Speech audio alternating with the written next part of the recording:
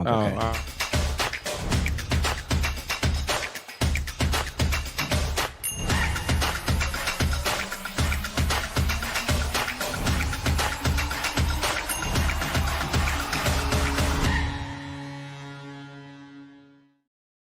All right, we are live. This is Snow the Goalie, live from Hard Rock Casino. I think we're right across the hall from the Flyers War Room.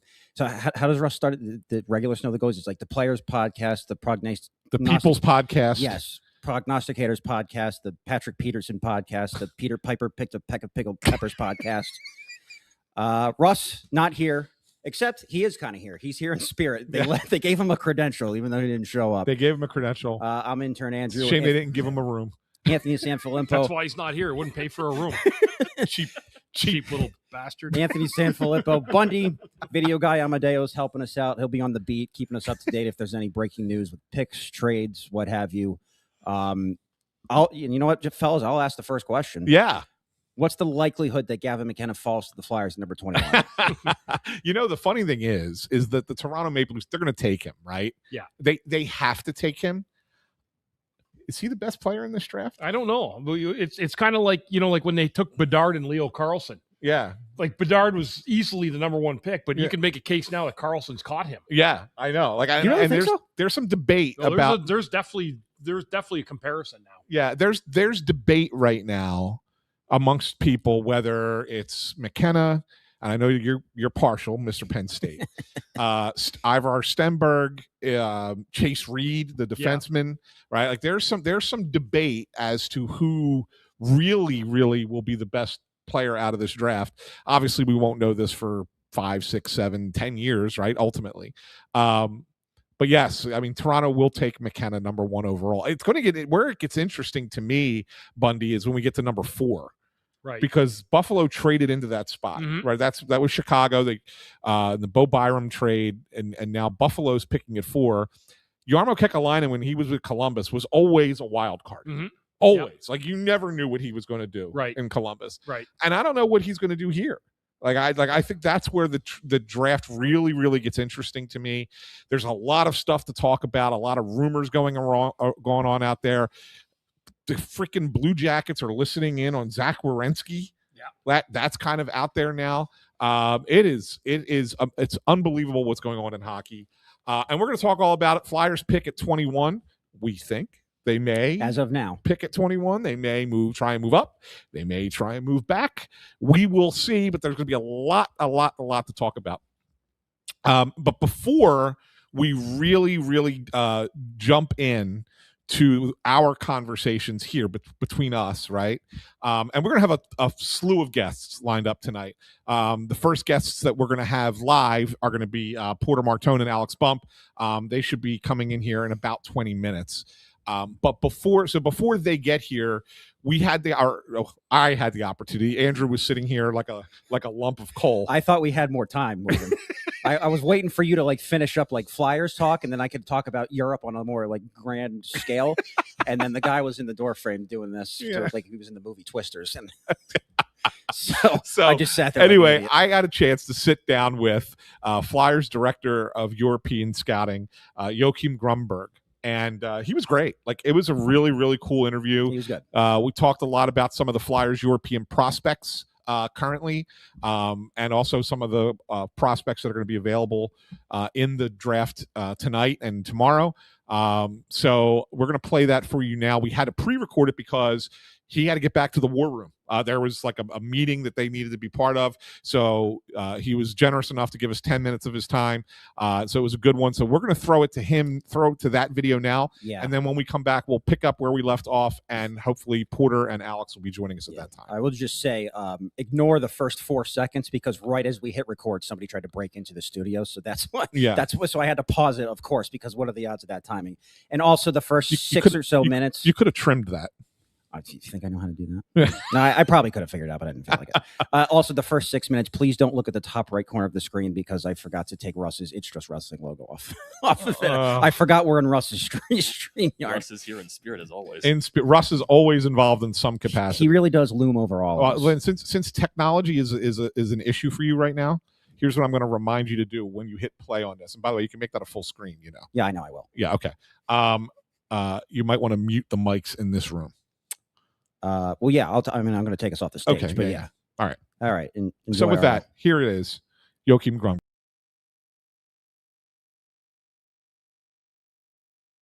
Oh, someone's trying to get in. Hit pause. Welcome into Snow the Goalie, and we are joined today by the Flyers Director of European Scouting, Joachim Grunberg. How are you doing? I'm good, thanks. Exciting day. Big day. I mean, it's got to be for you. I mean, you spend so much time over the course of a year really like looking at hundreds upon hundreds of players and making your lists and, you know, narrowing it down and fighting for certain guys, that when you get to a day like today, like this has got to be like Christmas morning in a sense for you, right? Yeah, no, that's totally right. Like, it's a long year, obviously a lot of travel, a lot of games, a lot of game reports. It could be a grind at times for sure. And yeah, but this is, like you said, this week and basically this the last month. Like, we had meetings in Boris a month ago, and you had the combine in Buffalo. You're always working on your list, gathering information, and then we have the final meetings here and fine tuning the list. And so no, it's very exciting. This is kind of what you work for all year, obviously. When you talk about the combine, obviously it's relatively recent. You guys have a pretty good sense of where you're at with guys going into that combine. Does it ever get to a point where you have players like make big moves on your list after you see them at a combine, having watched them, you know, however many games you watch during the season, and then you get there and they're doing stuff that's maybe not hockey related, but it's still something that you can glean from that and go, yeah, maybe we could think about this player a little bit higher than that player? Yeah, I would say that there could be small changes. I think it's dangerous changing too much based on something like that. But certainly it's just valuable information. And it's always more information. So sometimes it could be injury related too. A lot of them might have injuries, and you got doctors examining them and just getting more information that way. I said the interview part is usually, I mean, we've always met with all these kids before, like all the regional scouts, area scouts. So this is more like, I mean, they come in their room 15, 20 minutes, meet everybody. So it's kind of a different setting that way, kind of challenging for the kids too, to maybe show their true personality in a situation like that too. But it's good. It's you always get, you get a little bit better feel for some of the kids and where they're at physically and stuff like that. So do you guys like to keep that? And you don't need to get specific, but do you guys like to keep that a little bit more lighthearted? I know some teams kind of grill the kids, right?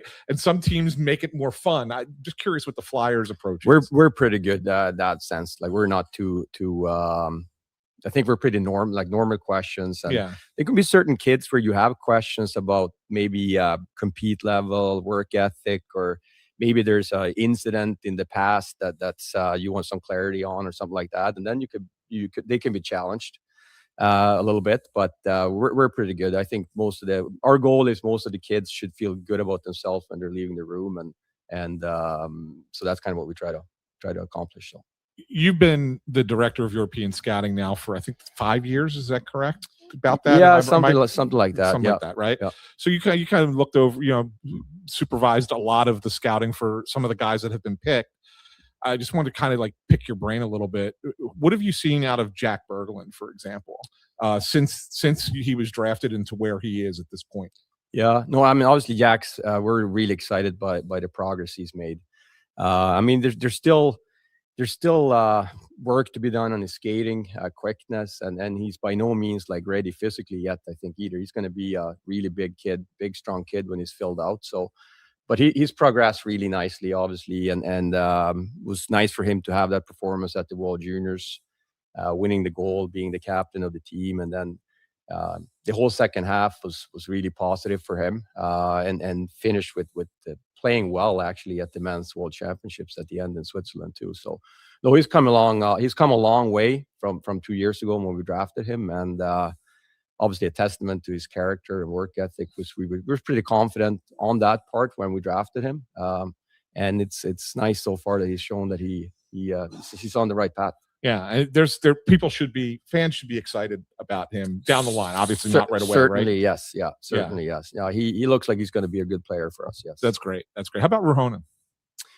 Really, really positive there too. I mean, he another guy that I think quietly had a really strong showing at the World Juniors. Really, strong defensively, good work ethic, competitive, and with some skill there too. Might not have as much skill as Jack, but they bring a lot of similar traits to the game, I think. All right, I wanted to ask you. I know you can't dive in too much and divulge too much information because we don't want to give anything out like beforehand, right? But I did want to ask you about some of the international prospects, at least guys that are in the the top first 2 rounds at least of this draft, to kind of get a sense of the type of player that they are, because they could potentially make it to a spot where the Flyers could be drafting, right? And the first one, and this one might be a little bit of a reach because I think it sounds like he's been climbing some draft lists, is Alexander Kamara. Yeah, he's had a good year, and finished really strong at the under 18s too, being a driver on their top line and a big reason to why Sweden actually won the tournament there too. So no, he's trending well. 200-foot player, highly competitive, brings an edge, and he plays with some bite that it's kind of rare to see that kind of an edge in players nowadays. And he combines it with good playmaking and skill too. I'm going to ask you about another Swedish player, and I think you correct me if I'm wrong on this, but because they played so well at the World Junior, like it highlighted these players a lot more. Like, okay, maybe we thought maybe they were a little bit lower. Now all of a sudden they start rising up draft boards, right? And that tournament is a lot of it's be all end all in a lot of ways, right? Yeah, for sure. Yeah, no, it's a big stage. Yeah, yeah. How about Elton Hermanson? He's like a highly skilled, dynamic winger. Yeah. Playmaker, scorer. Probably one of the most skilled players in the draft, I'd say. There's some concerns or challenges that he has to overcome as far as, just getting there physically, getting his body and strength to the level needed. And also there's work to do on his consistency as far as compete and work habits and just details and stuff like that. And then he's gonna have to work hard on that. But he's certainly intriguing player just because of his skill set. And so when you have guys like that, I mean, just in general, not speaking about him specifically, but when you have players that have a really strong trait like his skill set, but maybe has some other things that they need to work on. How do you, when you guys are debating where to put certain players on your list, how do you determine what outweighs one thing outweighs something else, or we could deal with that, we feel like we can work with their skating or work with their compete level or whatever it might be? Like, how do you determine what weighs more over something else? Yeah, that's a great question. I think that's where it comes down. I think a lot to really get to know the kid and the character and the work ethic. And I can go back to Jack, for example. I mean, he had a lot of things that he had to work on, and he still has, don't get me wrong. But just the way he skated his draft year. But then when you got to know the kid and you understand that this kid, he understands what he has to work on, and everybody raves about his approach and how determined he is. He's willing to put the work in. He had really good bloodlines too, with a dad that played in the NHL, and he is in a very good environment over in Sweden. So you factor all of those things in, and you say, well, we're trusting this kid. He's going to put the work in, and he's going to have the resources available for him to get there. So then you feel better about it. Yeah. But to answer again, you always try to factor those things and finding a balance. And then there could be other players that are not as aware of their shortcomings and where maybe the work ethic is a little bit questionable. And then you just factor in that where to place them on your list at the end of the day. Yeah, for sure. Goalies are weird. I think it's fair to say that, right? Just in general, they're weird, right? And I guess like determining and looking at an 18-year-old goalie and trying to project what they're going to be in 8 years, because usually goalies take a little bit longer to develop, right? Yep. That's got to be the hardest thing that you guys have to do. Am I mistaken on that? No, it's a challenge for sure. And we have our goalie department helps out too. We got a couple of guys there that kind of designated to help us and give us feedback. And a lot of the technical part that could be hard to break down if you're not really into the details of a goalie, the skill set. But again, I mean, I think you can argue, in my opinion at least, that the biggest difference between the goalies that actually make it and play well in the NHL and the guys that don't, it's just the mental strength and the ability to handle the ups and downs and the challenges and the pressure of the position. So again, it's a lot about the personal side and getting to know them and getting to know people around them and gathering all that information that you try to factor in. With that said, I wanted to ask you about somebody that the Flyers have in their system that's obviously playing in Europe, and that's Therien. Yeah. What did you see this past year? What do you like with him now switching teams? Does that help? Do you think that'll help him get more of an opportunity? Yeah, I mean that's the goal for him to, and I think obviously we're internally we certainly thought he could have played more than he did this year, but sometimes that's the way it works out in Russia too, and they know a guy might be leaving for North America, and then they want to give the opportunity to somebody else, and we've seen that in the past. And the hope is that this move is going to help him get more ice time, responsibility. It's going to be important for his development, but no, he's certainly a guy we're very excited about and the progress he's made. Well, I've been given the evil eye. It's time for you to get back into the war room. It's getting close to start time here. Thank you very much for joining us. We really appreciate having you on the program. Best of luck to you having tonight, and have a lot of fun over the next 2 days. We will. Thank you. My pleasure. Great.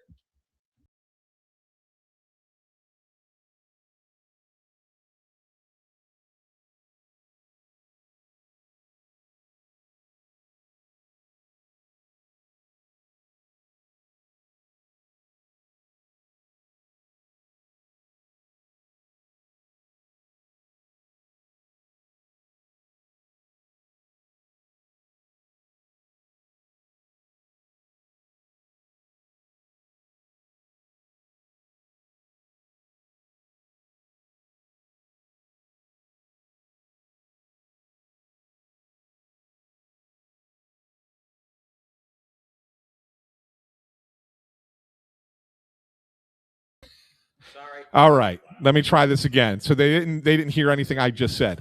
We have 3 of the guys here, although 2 of them on camera. You got Porter Martone, Alex Bump, Denver Barkey's watching from behind the camera, as Andrew forgot to put the sound on. So yeah, he's on fire today. He had the wrong logo up earlier. Now he has no mics. This is what happens when we don't have Russ. Anyway, guys, great to see you. How's your summer going so far? It's been great. Me personally, just kind of been back at home, spending some time with the family. Enjoying the off season. And, for me, it's really exciting to be back here in Philly right now, kind of, see what's up and, get to watch the draft and, see who new prospects are coming in. What do you guys do like in the first, I guess it's been 6 weeks since the season ended. What has been like? Has it been relaxing? And when do you start your off-season train, like really get into it?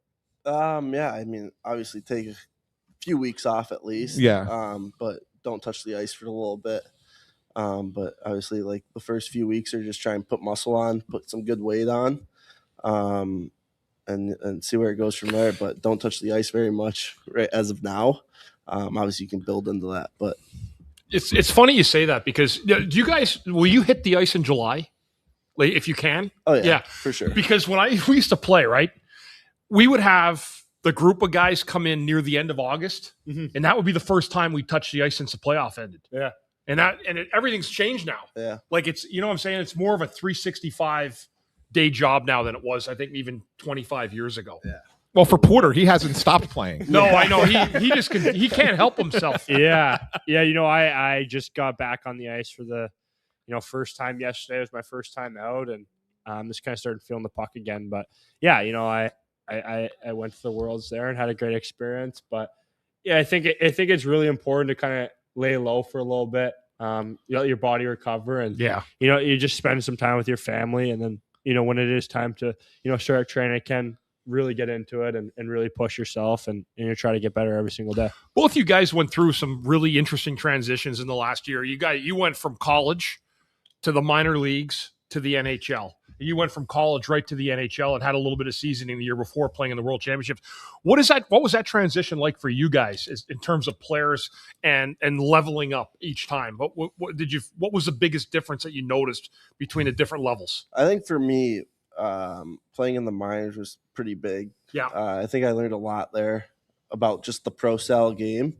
But I mean, at the end of the day, I think it's just on you kind of to figure it out and figure out how like the style of the NHL is. But I mean, I can't say enough good things about Western and how much they've taught me, and then obviously in Lehigh they've taught me the pro game. So yeah, I mean, obviously, I think each step is big. I think each level can teach you a lot. So yeah. I think for me though, it was important to see those levels. It might be different for Marty, but yeah, no, I do agree. For me, I kind of just took the step from college, and when our season ended, hopped in right with the Flyers. So it's a bit of a whirlwind. Don't really get too much time to settle, but just hopping in the NHL, you're playing with such great players, and I think everyone in the NHL just thinks the game so well that I think everyone's pretty easy to play with, and everyone's always in the right spots. You do see the pace and kind of everything jump up, but I think kind of what Bumper had to say too. I think college hockey really prepares you for that, and really helps the transition and make that step easier. I wanted to ask you this question because 1 year ago tonight, you're sitting where all these guys are that we're watching on the draft as it's getting ready to start. They just showed Gavin McKenna, and he looked like he ate a bad taco. I mean, like that's kind of nerves that you could see it on his face. Are they all like? Is everybody like is the anxiety really really high, being in that room and waiting for your name to be called? Yeah, for me looking back, I honestly wish I would have just enjoyed it more. Yeah. It's the best day of your life. You get to spend it with the people you love and your family. And, for me, I was really nervous because you don't really know where you're going to end up. And, it's a big step in your life because, wherever you get drafted, it's where you're going to go. But, yeah, you look at them and, one tip I give to people getting drafted now is just really enjoy the moment. Everyone kind of said that to me, and, I wish I would have enjoyed it more because, when you do get picked, that's the coolest thing in your life. And, being picked by the Flyers, it was really special, and I can't have enough great things to say about this organization. I'm sure both of you guys know some guys that are about to get drafted, right? Mm-hmm. No, maybe not. Maybe one. Bumper passed by that group quite a while ago. I feel like I'm way older than these guys. All right, maybe one. So then maybe I'll ask Porter the question then. Have you reached out to any of them to kind of give that advice and that conversation? Have you talked to any of these guys about that? Yeah, I've been texting a couple of them actually. I got to play with a couple of them at World Juniors. Couple guys I know going into Michigan State, and that's kind of what I told them. Just be where your feet are and live in the moment and really enjoy it because it's very special, and it's a lifelong dream going to happen for these guys tonight. So it's going to be cool to see where all these people end up. What excites you guys the most heading into your first full season in the NHL? You didn't have to worry about going down. You guys established yourself as roster players. Now, what's that feeling like for you guys in terms of the change from where you were at the beginning of last year? I'm just excited to spend more time with Porter. But not Denver? Not Denver. No, Denver. No. Me and Bumper lived together last year when I came up. Oh, is that right? We lived together, and I guess you could basically say we live with Barks too, because we all spent a lot of time. But we basically lived with Barks and Zegers. But me and Bumper technically lived together. But yeah, I think kind of what Bumper said. Just excited to be around this young core and just build together. So it's going to be special, and it's going to be a lot of fun. Yeah, you guys really seem to enjoy each other a little bit. Yeah, we're all close, I think, and that's important. Like, I think you have to have good camaraderie in the room in order to win, and just good team chemistry. And I mean, that starts with just hanging out with each other all the time. And that's what we were doing. Like we were with each other 24/7. Like we had nothing else to do. What was your first your guys? This is the last one for me. What was your first playoff experience like? It's kind of nuts, right? Like when you get on the ice, it feels like it's a different atmosphere. It used to for me anyhow, but it just felt like it was another level and another league going on inside the NHL. Yeah, I mean, every playoff game I stepped on, I would get the goosebumps. Yeah, I mean, like it's so surreal and like just like it's crazy. I mean, honestly, no words. Like the all the passion the fans give, and like how much they care about it, and like they just want to see playoff hockey. It's pretty cool. The last question I had for you, Porter, is Jack Nesbitt's going to go through pretty much a similar path that you went through last year, going and playing at Michigan. Have you had a chance to talk to him and kind of share your experiences with him? Because I think the Flyers were really excited about how it worked out so well for you, and they're kind of hopeful that could be the same path that he takes coming in next year. Yeah, I talked to him. Obviously he's going to Michigan, a bit of rivals for Michigan State. Go Broncos! Go Broncos! But I told him just really be where your feet are. College hockey, I think Bumper could attest this. It's the best time of your life. You're never going to live that back. But it's a great stepping stone. Great development. You're going to get all the workout time you need. You're going to get all the practice time you need. And I expect from him to have a huge year. And whenever he's ready to make the jump to pro hockey, I think college hockey will really help that. All right, I lied. One more. Are you guys going to have some kind of friendly wager between Michigan State stuff? Possibly. I'm always cheering for State, so I'm a Michigan State guy probably for the rest of my life, and I love that school, so you can never go back on that. Cool. Well, Bumper's got bragging rights so on him, don't you? That's right. Absolutely. He's already brought it up like 5 times today.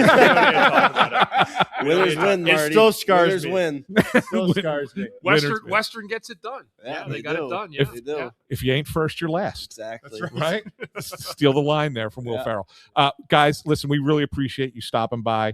Thanks for coming by. It's always a pleasure. It's great to see you. Thank you very much. Yeah, thanks a lot. Hey, did Barks leave? Yeah, I was going to say thanks to Barks for coming by. Thanks for stopping in. We really appreciate it. Thanks, guys. Have a great night tonight. Thanks, guys. Enjoy. There we go. Porter Martone, Alex Bump. Denver. Two good guys, two young guys, had a huge impact on the team in the playoffs and down the stretch last year. Yeah. So it was and Denver Barkey too for that matter. Yeah, he He was was great. called up for his first game against the New York Rangers, and those guys are 3 of the young core that the Flyers are really, really excited about. So thanks again to those guys for stopping in and spending a little bit of time with us. Yeah, they're the best. They're the best. The one thing I can say is, and I'm not trying to make it sound like Porter's like on a different level than Bumper is, but he might be the most well together, thoughtful teenager. 19-year-old, yeah. Any teenager. Yeah, I have a son who's the exact same age as Porter Martone. And you think of him a lot differently, right? I just know because I think of my sons when they were teenagers, and I look at this kid and I go, it's night and day. The difference is, so I'll just, what I see when I see the two kids, I look at my own son. He's a football player, right? Yeah. So his time hasn't come in terms of whatever is going to happen in the future. Right. He's still allowed to be a college kid as a freshman.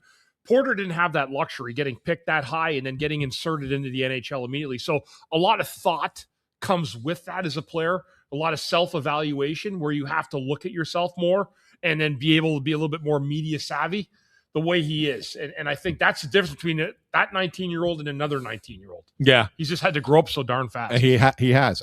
But not everybody can handle that, Bundy. Not everybody can handle growing up that fast. No, you're 100% right, Anthony. Yeah, and I think that's something that really impresses me. Yep. About him. So now that we got all the crazy stuff out of the way here to start, we are live here at the Hard Rock Casino and Resort in Atlantic City, where the Flyers are having their draft party. Also, they have their war room here. Last year, it was right behind us. I can knock on the wall where they were. They were on the other side, right behind me. They moved them just down the hall this year. It's a very like a 30-second walk from where we are to where they are. But we're going to be with you throughout the first round, at least until the Flyers pick, assuming they pick. Assuming they pick. Yeah, there's been a lot of talk and a lot of Yes. wheeling and dealing going on, and we'll see what happens if the Flyers decide to trade down or even trade out of the first round, which would make tonight just an absolute rough one with no first round. Could pick. you imagine if you had a draft party, make everybody come down here and do this whole thing, and then be like, "Yeah, guys, we're going to peace out here. We're going to make the trade and draft tomorrow instead. See ya." Yeah. So I was talking about it with you guys earlier. I went back and looked at the live stream that we did here last year. It was 4 hours and 46 minutes long. We will not go that long tonight. Right. No. So point being is how friggin' long it takes to get through this draft. And I'm saying this, it's already 7:15 and they still haven't announced the first Yeah, pick. I know. So we're not off to a flying start. No, here. and it's, the funny thing is like the Flyers gave us a schedule of like all the people that are going to come on, and if they pick in the first round tonight, we are going to have the pick join us live for an exclusive interview from Buffalo. So make sure you stay with us. So whoever that player is will join us. In theory. Assuming they pick in the first round.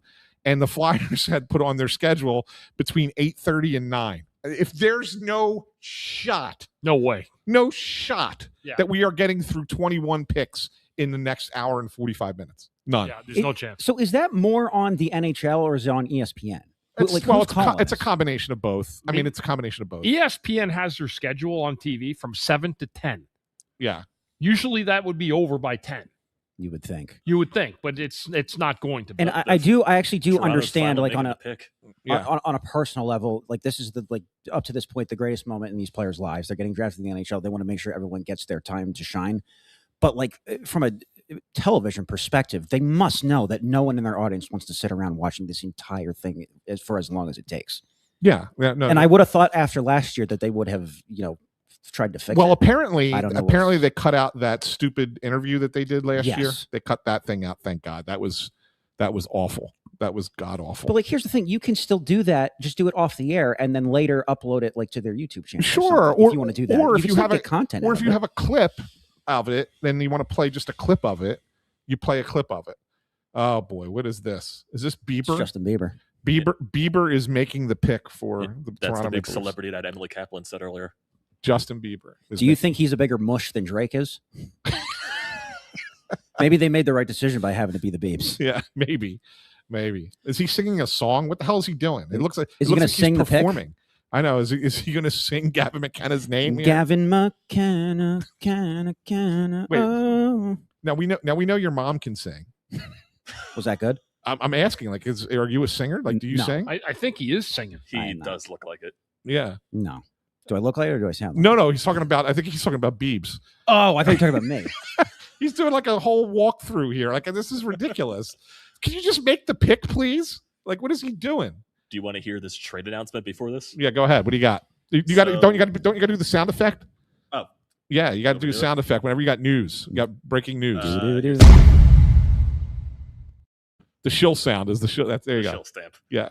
So this was being talked about earlier with the JJ Peterka trade. Yep. So he's being traded to the Boston Bruins for a couple of two first round picks specifically. Wow. Really? Yeah. This both are they this year? We don't know yet. It's just I don't. Does first-round Boston? I picks don't think right now. Boston has two this year. Do you imagine they trade the Toronto pick? That would be hysterical. Good for Gavin. If they think about that, right? Boston has Toronto's pick that is embroiled in controversy with the Flyers, right? That pick that Toronto traded the same pick twice, Right. in a sense, the Scott Lawton thing Yeah. and Brandon Carlo, right? And yeah, if it's below number 10 next year, it's automatically the Flyers. If it's above number 10, Toronto can choose which team they want to get. What if Boston trades that pick to JJ Peterka?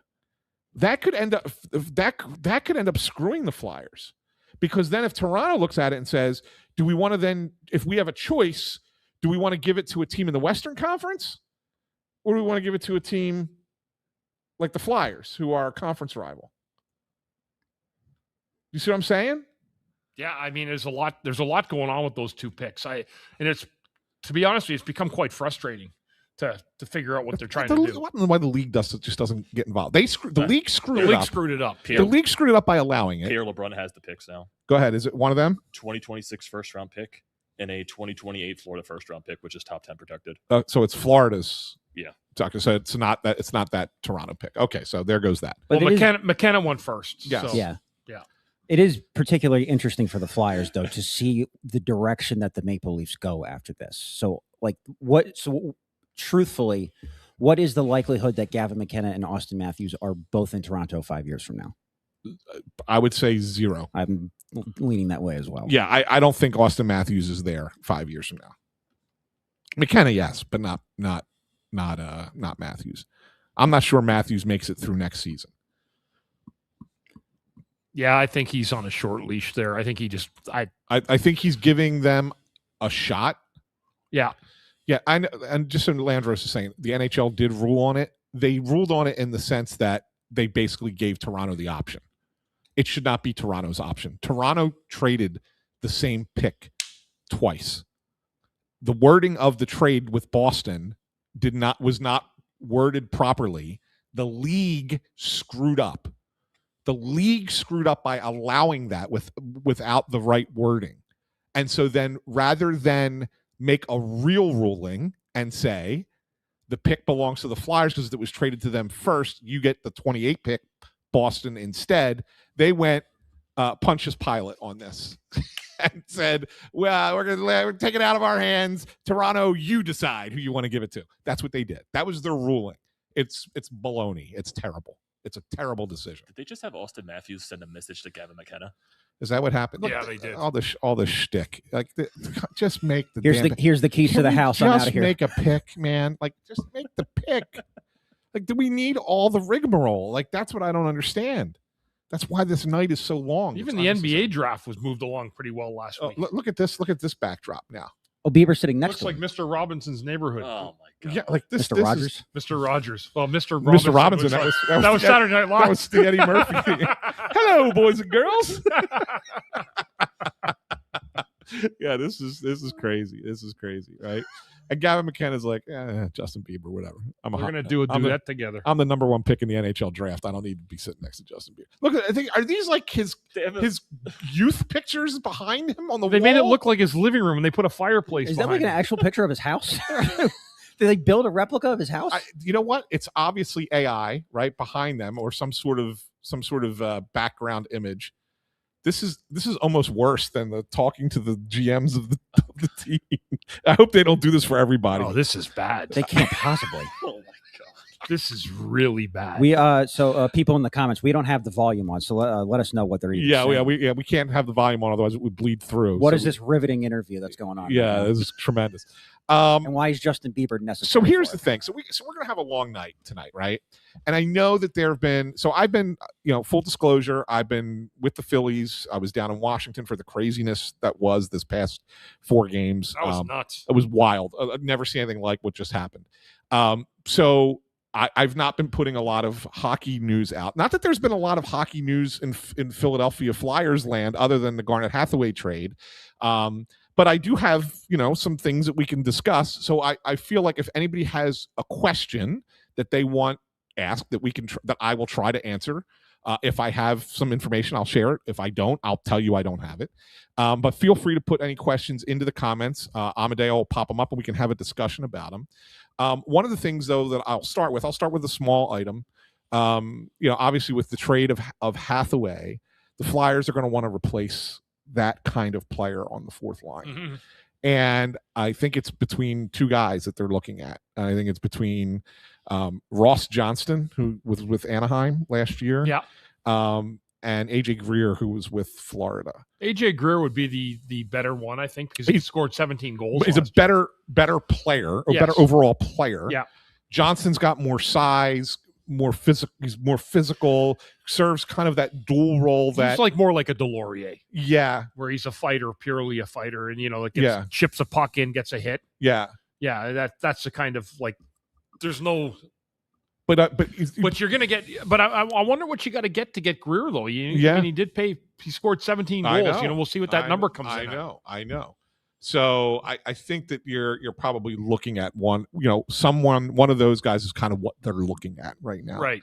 In that position. So, and I know that the questions are starting to roll in, and we will start to answer them. I promise. But there are 3 names that I kind of wanted to bring up, 2 in specific that I think that the Flyers really like. One, I think that they like a lot, but I don't think he's going to fall to them. And that's Alexander Kaman, center, Swedish center. Oh, here we go. I'll get back to this. Because you're going to jump into the seat over here. Over here, you're going to jump in Amedeo's seat. Yeah. Here comes the legend himself. The man, the myth, the legend. The myth is right. Timmy, while you're down there, would you grab my water for me? Easy. You think that's the first time I've heard that tonight?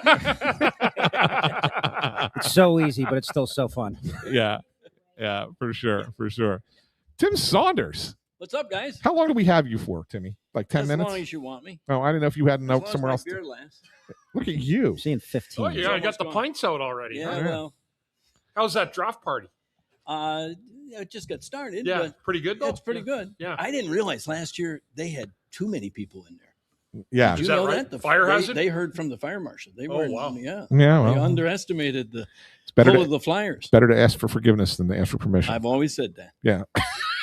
I actually I've lived by that this past year. Oh man. So Timmy, do you like the draft, or are you into this thing? Like, do you look I'll be honest. I'm a guy who writes about the Flyers, talks about the Flyers. Yep. I don't ever watch these kids. I don't watch video on these kids. I don't do any individual scout. Right. Like I know our Sixers writer, he did this whole big thing where he examined 15 players and wrote up the whole thing. I'm like, I'm not doing it. Just not doing it. I'm kind of glad to hear you say that. Yeah. Because there are people, I'm not saying in Philadelphia, but media members around the country who profess to be experts at these guys, and they haven't even seen them. No, I know. Right? So to begin with, there are only probably 2, 3, maybe 4 players that are going to be taken tonight that are going to be on an NHL team next year. You know, Bundy. Yeah. These are guys that are 3, 4 years away, maybe. Yeah. So I watch all these mock drafts, and to me, those are absolutely pointless. It's kind of like when you're watching a TV game that's gone to overtime, and the guys in the studio all go around and decide, they predict who's going to win or who's going to score the game-winning goal. Yeah. What purpose does that serve? To me, it's along the same lines. Yeah, Timmy, we're getting old. That's the problem. Yeah, I know. That's the problem. Old and grumpy. Old and grumpy, yeah. I hear you. So to answer your question, I'm kind of like you. I haven't done a deep dive in a lot of these kids because I haven't seen them play. Yeah. What is interesting to me about a draft is each team spends countless hours, in fact, a year, because they're going to start working on next year's draft almost as soon as this weekend's over. Yeah, right? Exactly. Every team's got a huge scouting department, and most teams will arrive at their own list, their own rankings before they get to a draft. And you hope that Danny and his staff have a couple of targets wherever they happen to be ranked that they want to get out of this draft with. And if they come out and say, we got our guy, then that makes me excited. Right. That's all you can be. Right? Sure, it's we got who we wanted. Right. Yep. And it's funny because I remember, talking to Jonesy last year, just happened to see him out in the hallway on Saturday morning. So it was Friday night. They draft Martone and Nesbitt, and he's, getting ready for Saturday. He's just grabbing a coffee, and I was walking by, and I went over to him, and I'm like, so how you feeling? And he's like, bleeping great. Yeah.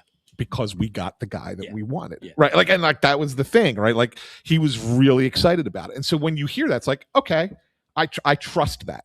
I trust that you got that player.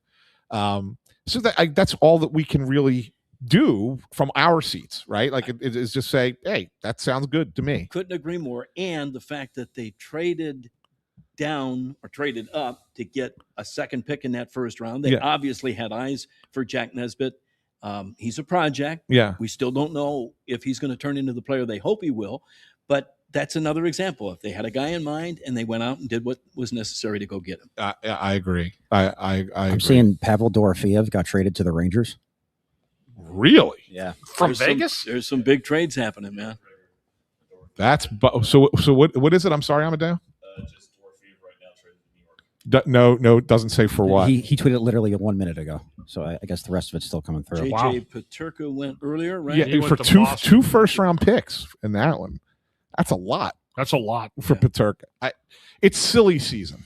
Yep. These teams get out of control sometimes, right? So what does that mean? That means teams can make mistakes too. Oh, right? for sure. And make moves that they regret later. Well, look, I mean, I don't know. I don't want to criticize Chicago right now because you never know how this is all going to work out. But giving up the 4th pick in the draft for Bo Byram, for example, Who was a 4th overall pick, I think. Yeah, I get it, right? I get it, but I think that's a big win for Buffalo. Mm-hmm. I do. I think Chicago may have overpaid. Yes. Yeah, they did. Yeah. They did. Yeah. That's what I'm saying. Like, I mean, Buffalo had the player. He played. Yeah. He was okay. He's a fine player. He's not, I mean, but he's not, to me, he's not 4th overall. Give up the 4th overall pick in the draft to get that guy. Mm-hmm. Like, if there are other players that maybe you would do it for, but I think that's an overpay, right? And so that's an example, I think, of what you were saying, that teams might make a mistake like that. Yeah. And so, we'll see what happens with the Flyers. I know that Danny's he's been sniffing around on a lot of different things. Yeah. And we'll see what happens there. And you don't want to get ahead of Danny and what he does. Right.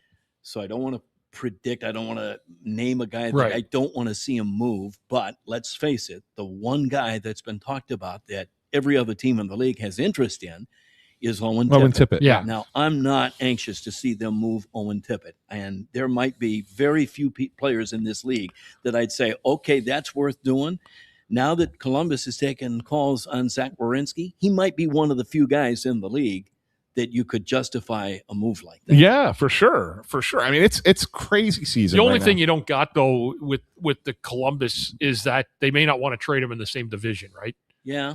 Yeah, That's true. That's something to chew on a little bit. That's true. And Werenski's got 2 years left. Yeah. So are you gonna either be confident you're gonna get him signed beyond that, or you have to have permission to talk to him about an extension, or have Columbus extend him first. Right. So I don't know how likely that is, but that's the change we're seeing in the NHL, and I'm sure you guys have talked about it. It's been present in the NBA for the last few years. The more money these players make, the players are now more empowered, and we're seeing players dictate more where their careers take them, where they want to play. We've seen it in the last few weeks, and I think we're going to continue to see it. Yeah. Yeah, and I'll tell you though, Tim, and it's I've always been annoyed by that in the NBA, and I worry that in a sport like the NHL, that unless you find a way to kind of control that a little bit, there are markets in this sport that are like, I think that the NBA, because of what it is, as where its footprint is globally, you can survive that kind of player control. I'm not so certain that all of the markets in the NHL can survive that. There's a way to circumvent that, but it'll never happen. And the way to circumvent that, a lot of that, I think, is to eliminate the no move or no trade clauses. Yeah. And that's not going to happen. You know how many there are in the NHL right now? A ton. It's like 237 or something like that. crazy. Some ridiculous number. Yeah.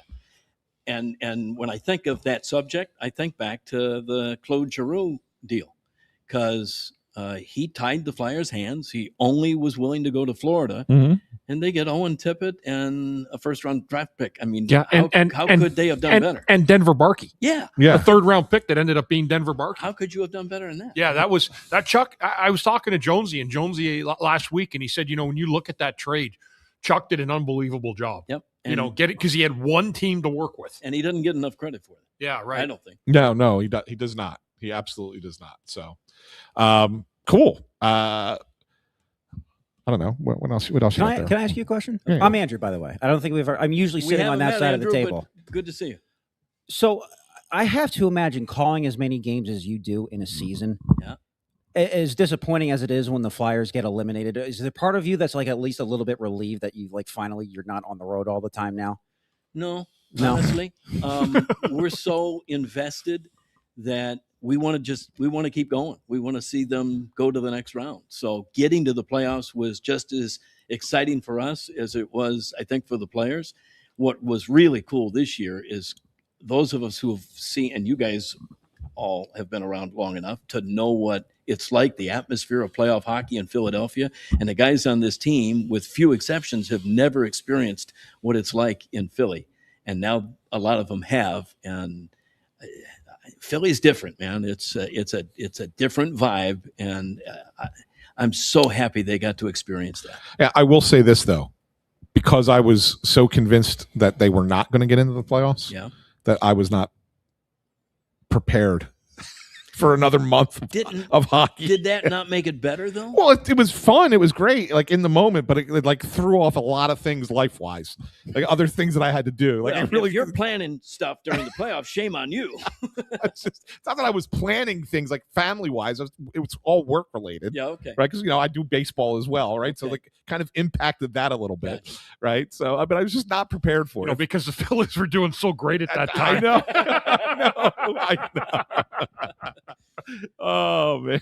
Well, when we were making playoffs regularly, this guy was my partner, and he'll tell you, we wanted to go on to the next round because we were making more money. Well, and I remember that too. And but I was mentally prepared for the team to make the playoffs every year. Yeah. This year I was not mentally prepared for it, and they got me a little bit. Well, you should prepare, I think, moving forward. I think so. I think so. Guaranteed they're going to make the playoffs, but I think they're going to be in the heat of things from now on. Yeah. So Vancouver just took Caleb Malhotra. I'm not at all surprised. Even with his dad as the coach, I think you got to take the best player at that point, the best player available, and I think that's what they did. Yeah, it's interesting though. That's going to be such a story up there in Canada. You're right, and eventually when he's in that dressing room and things ultimately, inevitably at some point they start to go south, right, and guys in the room start bitching about the head coach. How do you do that when his kid is one of the players next to you? So there are some landmines there, but all the experts that I listened to talking about that set, would they do it, would they take him, the consensus seemed to be, if he's the best player, you have to do it. There's a lot of people who think that the best player still has not gone and he could go with the next pick. Who are you thinking? Chase Reed. Okay. I think he's either going to go to the Rangers. I wouldn't be surprised to see him end up in New York. So then what does Buffalo do with this next pick? I don't know. Yarmo is such a wild card every year. He is. You never know what he's going to do. Yeah. And does one team end up with the brothers? I know. That's going to be interesting. Now, that's later in the first round, maybe even in the second round, but that'll be fun to see. It's not exactly the Sedins back in the day, but they want to play together. And it's probably in their best interest if they end up on the same team. Does some team figure out a way to pull that off? Yeah, that would be interesting. And the only reason I say that I thought Reed could go here is never mind. No, Buffalo. This is Buffalo, right? What if you're Yarmo and you're one of the teams talking to Columbus about Werenski? Yeah. Do you put this pick in there and then Columbus has the replacement player for him? That's a good point. They are starting to take calls on Werenski. I'm sure Danny has at least put feelers out. Sure. How do you not? You have to. How do you not? Yeah. Right? Yeah. How do you not? Oh man, it's just wild. But this summer, I mean, how realistic is it that Danny's going to end the summer and get that number one center they need or get a power play quarterback? That's tough to do. Those usually are guys you find in the draft. Yeah. So I'm interested to see if they go defense, if they take the pick, they make the pick at 21. Do they go defenseman, and do they go with an undersized skilled defenseman? Because there are a few there that might fill that bill. Lane Hudson type, Zach Werenski type. Yeah. That I might get excited about because I think they're pretty loaded up front. But having said that, you can't in this sport, I don't think, unless you're at the very top of the draft. I don't think you draft for need, not in the NHL when guys are a few years away. So we got the details on the Dorofeyev trade. Vegas gets pick 26, pick 92, and a 2028 first round pick. Wow. So 2 firsts and what's 92 is a third, right? Yeah, a third round pick. That's something. Sure is. I'm surprised they traded him. Yeah, I guess they felt it was gonna cost them too much. Maybe. It would have put them in cap hell. Because he was a restricted free agent, I think. This He year. is, yeah. And that team is ruthless, Yeah, right? yeah, You could say that again. yeah. They sure are. Oh man. One of the other names you talked about Owen Tippett as a potential trade piece. Obviously, the other name that everybody's talking about is Rasmus Ristolainen. Mm-hmm. Here's the question for you, Timmy. Unless you can bring in that type of defensive player in another way, whether it's via trade or whatever, do you move off of Risto? Because you know what I'm saying? I'm not sure they have a guy ready to jump into Correct. that spot. So I think Yeah. I understand what you're saying. The thing about Danny that I've been impressed with since this is his first GM job is he's been amazingly patient and stuck to his guns, right? Mhm. He's Yeah. had a plan. They've laid out the plan for the last couple of years, and they have yet to deviate from that. And I don't think he's going to deviate from it. Right. Now, did the success making the playoffs and winning around this year speed up the process? Maybe a little. He set a price for Risto, and unless somebody meets his price, he's not coming off of it. And if you don't trade Risto this summer, you still have the ability to move him at the deadline, and you might still get a first-round pick. You might, but like, and this is just me saying this. So I'm not saying what they're saying or what they're thinking, but you would think coming off of how well he played in the Olympics, how well he played down the end of the regular season, how well he played in the playoffs, his value will never be higher than it is. I would agree. I would agree. And the caveat to that, let's make sure we acknowledge that they probably don't make the playoffs and win around without him had they made that trade at the deadline last year. Correct. Right? Correct. So sometimes, again, the best trades you make are the ones you don't make. Correct. Right. Yeah. Trying to win. Yeah. Yeah. Yeah. It's interesting. It's really interesting to me. So I won't be surprised if Risto is involved in a package deal to get something else. But again, is it realistic to expect that Danny's going to be able to land a true number one center or a true number one D-man who can quarterback a power play? That's a really tough chore. I don't know. Yeah. I don't see it. So we'll see. Yeah. We'll see. Tim Saunders, it's always a pleasure to have you, my Good to friend. see you Great guys. to see you, partner. Yeah. Yep. Yeah. Have another one of those. Oh yeah. He almost went down there too. I'll grab it, Timmy. It's all right, He man. almost went down there. Everything, we're all set. We're all set. Oh, love you, my You friend. guys have a hell of a setup in here. Oh, you could say that again. Looks like a yard sale, doesn't it? A little bit. Oh, the pick is in. Here's the Buffalo All right, pick. here we go. Let's just see what this is before we let you go, because we were talking about it. I think they're going to take Chase Reed. I do too, and if they do, it makes me wonder if. Well, I don't know. Who's this They got guy? a cowboy. One of the offensive There linemen for was the Bills. talk that if I can't remember his Vancouver name. hadn't taken That they would have taken Malhotra, Malhotra. that they might take Reed. So Now who's this guy? Is that Thurman? That's Thurman Thomas. Oh, it is Thurman. That's Thurman Thomas. Man, this is getting out of hand. yeah. At least he's only got one card to announce the pick. It's not like four different cards. So, yeah. So we'll see who it is. I thought that they were ready to make the selection, and it's taking all this extra time. You got somewhere to go? No, but so right before you walked in, I said to the Daxon people, Rudolph. "Oh wow." So not Chase Reed. All right. I got Reed going to the Rangers, so we'll find out if Wow. that's where he goes. Wow.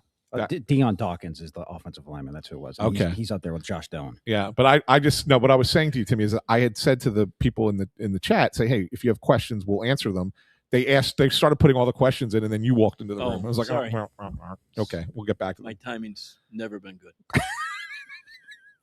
Anyway, thanks again, my Good to friend. see you guys. Good to see Thanks, you too. Timmy. Have a great night. Yes, You too. always the best. Tim Saunders, one of the best people in this sport. Great guy. I worked Great with him guy. for many years on radio, and we had a blast. Yeah. Yeah. So, All right, let's scroll back, I think, and see if we can find some of these questions see you, Timmy. that people asked, and maybe we can answer some of them. Da, da, da, da, da, da, da. What's the meaning of life? What's up with the Zegers contract? I'll tell you what's up with the Zegers contract. His agent is dealing with the fallout of the deal with Dylan Larkin.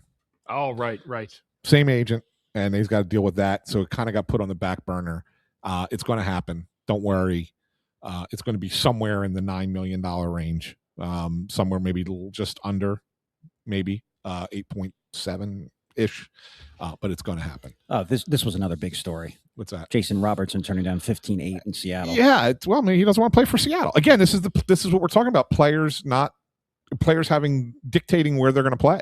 So did Dallas give Seattle the right to They talk gave to him. They gave him permission. but they didn't have to give any pick away for that, right? No. No. Okay. Gave him permission to talk, and because I guess that they had a deal worked out. If Robertson was willing to sign there, and he said, "No, I'm good." Wow. Yeah. Right. So Russ's theory the last week or so in the he would tweet it and he would also say it in the group chat. He thought that Torts was going to end up getting the Oilers job, which didn't end up happening. I thought it was because they didn't want to give a hard-ass coach like him to McDavid and Draisaitl. And then they ended up hiring an even harder ass than him, arguably, in Babcock. So there was I read a story that came out on TSN that McDavid was quoted as saying, like, he wants to be pushed and he thinks that he can be better. And yeah, from what do you think that's actually true? Does he really want a guy like Babcock? I think we heard this, right, Bundy, that McDavid asked for Babcock. McDavid was the one that wanted Babcock. Really? Yeah. So I was also wondering this, like, does he have the same pull with the Oilers organization the way that, like, LeBron did on the Cavs? Yes. He's that big? Yes. Okay. Yeah. I didn't think that was really a thing in hockey. I knew in the NBA, the stars run the entire league. That I knew. So I didn't think that was really it's not quite the same in the NHL, but there are certain guys that have enough, as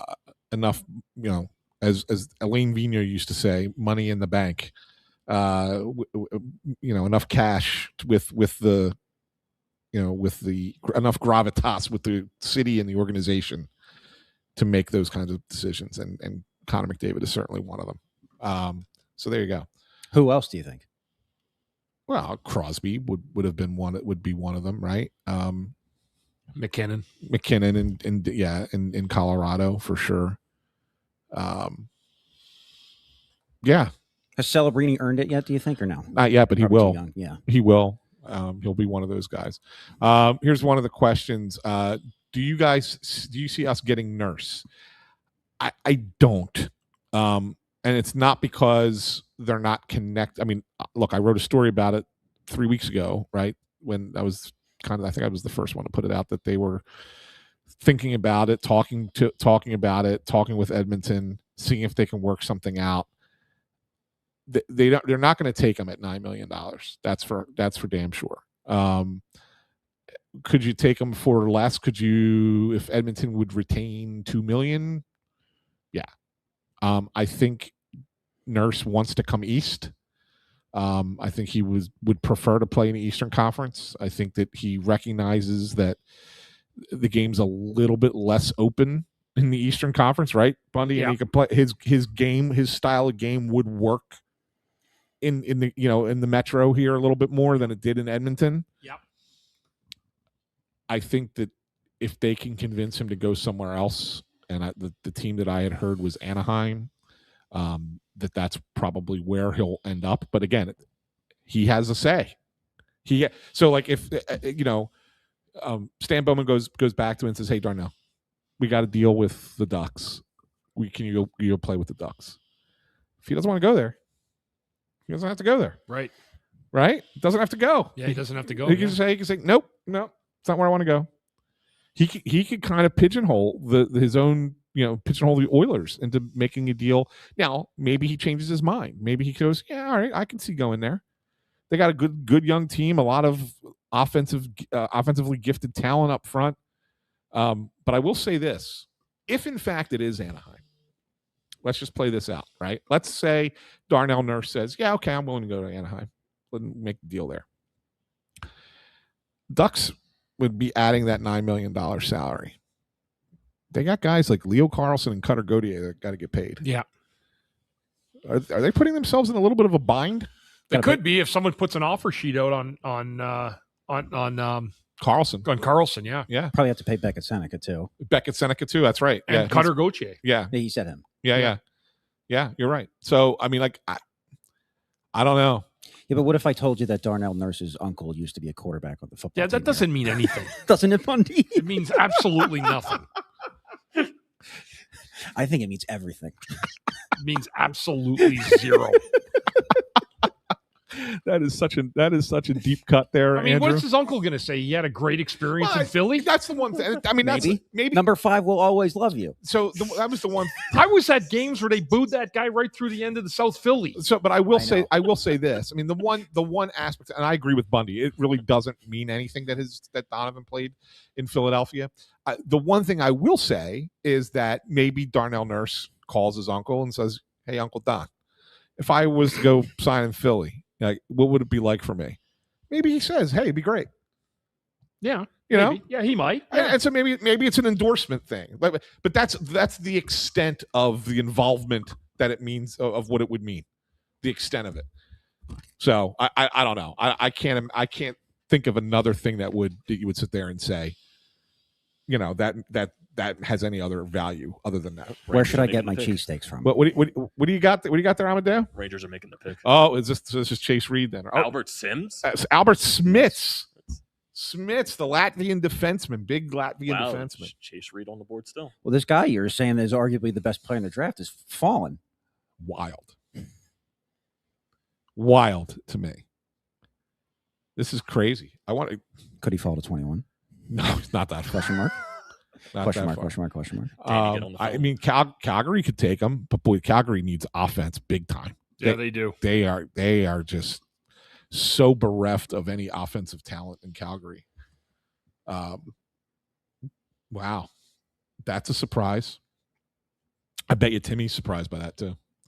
So anyway, let me see. Let me go to another question. So here we go. So rumor is that they're trading back. So that's not a question. That's just thrown out there by Rolex 5410. And I think trading back is a possibility.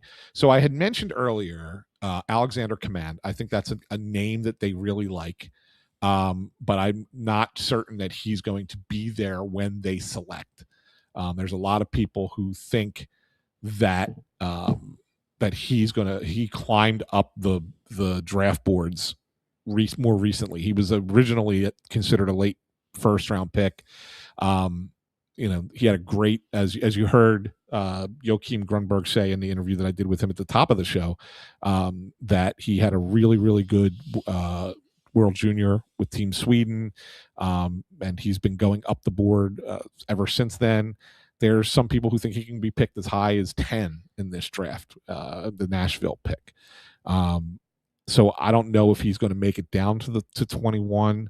Can the Flyers potentially move up a few spots? You know, they have some. And Calgary just traded it. They just traded the pick. I'm not getting any notifications on that. Is that something It says Calgary's on the clock? There was a big thing on the screen behind Bevan that said trade alert. So unless he's announcing another trade from maybe it's the Dorofeev trade he announced. Oh, that could be it. Okay, all right. So that's one name, and then another name that I know that the Flyers like a lot. It does say trade alert. Yeah. Is Calgary trading the pick? Toronto fans are getting excited. Why is Toronto getting excited here? There's We don't have any trading volume on the. Yeah, well, we can't. We're not allowed to have the volume because then it would bleed through, and we would be broadcasting it, right? So we can't hear it, and so unless people, they're saying they're announcing the Peterka trade. Oh, is that what it is? Yeah. Okay, all right, it's a big deal. We already had that. So the other name that they really like is a Russian center, but he's playing in the NCAA. Ilya Morozov. Interesting name that I know that the Flyers like a lot. Here's the cool thing about him, and I don't know how this worked, to be honest with you, unless there was some kind of academic excellence that we don't know about. He doesn't turn 18 until August 3rd. Yeah, he's a young one. Yeah. But he already played a year of college hockey. He was the youngest player in college hockey this past year. Like the youngest player. I don't know how you get college classes start in August. Yeah. Okay. Yeah. He was 16 for the first 2 days of August. Yeah. How the hell are you in college that quick? I know. It's unbelievable. I have no idea. He's going to graduate when he's 19. Right. That's what I'm saying. Like it's wild. Anyway, much like Ivan Provorov when he came over early, assimilated the North American culture. He was playing in the USHL. He's very, very fluent in English. Like this is not somebody who's, just coming over from Russia for the first time to North America. It's another player that the Flyers like he's 6'3". So we've got bigger bodied center, played really well for Sweden. Played really well in the I was thinking about the other guy we were talking about. Played really well for Miami. He scored pretty quick. Like I think he had 6 goals or something in his first 8 or 10 games or something like that at Miami. Had a really nice season for them. Flyers are interested in that guy. Does he make it to them at 21? I don't know. If those two guys aren't there, I could see them trading back. Yeah. Do you think out of the first round altogether, or just possibly a couple picks? Possibly. So it depends, right? Like there's a few other names, and I had brought up with Joachim Grunberg, another name that I know that they like. Again, another Swedish player is Elton Hermansson. Obviously, you heard what he had to say about him. That there's a lot of development that is still left with him. As you would expect with a lot of players that are going to be drafted at 21 or even a little bit later. Is it a situation where you say, well, let's move back to later in the first round and we can potentially get that player there? Or do you move back even further? Another thing that I heard, I think Bundy, you heard this as well, that the Flyers at some point would like to draft another goalie. Yeah. Yeah. And so I think that there's an opportunity, maybe if you look at it and say, hey, there's a few goalies. I talked to our buddy Adam Kimmelman about his goalie rankings at NHL.com. And he said to me that the top 3 in the circles of the scouts, like NHL Central Scouting, and all the experts at different websites, whether it's up TSN in Canada, Sportsnet, The Athletic, wherever. He said it's pretty much a three guys that are in that top tier of the goaltenders. Brady Noling, who is on the U.S. national development team. Dmitry Borishev, who was playing for Yaroslavl in the Russian Junior League. Or Loco 76 Yaroslavl, I'm sorry. And then I'm going to butcher this last name. Tobias Treyball is the J pronounced or no? Yeah. He's in USHL. Your guy just fell another spot. Carson Carrolls was picked there. How about it? Crazy. Jace Reed, 21. So like one of those 3 guys could potentially be available, and the Flyers look at it and go, hey, who do we like the best? Let's go get one of the top goalies or the top goalie possibly in the draft.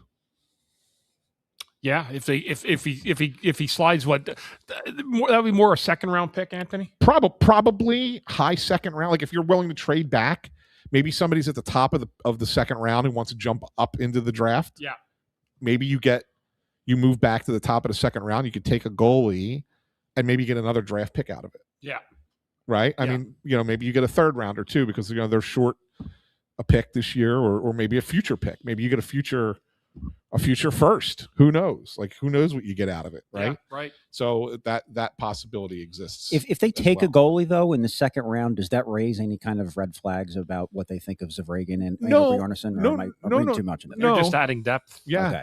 So I mean, the one thing to keep in mind, Zavragan's going to still be in Russia for another couple years before he even comes over here. Right. So you're probably not even looking at him as an NHL caliber goalie for 4 more years.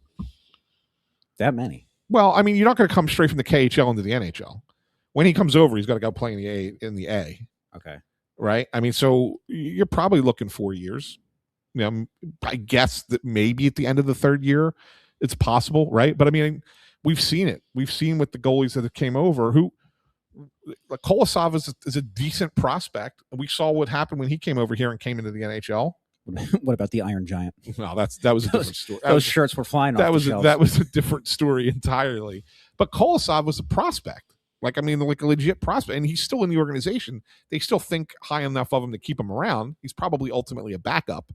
But at the same time, like, he came in without playing much in the AHL at all and got torched in the NHL. Like, you can't just come over as a young goalie from the KHL and think you can play at the NHL level. Right. Very difficult. Right. That's what that's my point. Yeah. Right. So I think that, having that situation, it's okay if you go and get another goaltender. Speaking of goaltenders, Yeah. Our old friend Sam Erson is just gallivanting through the entire province of Ontario now, I guess.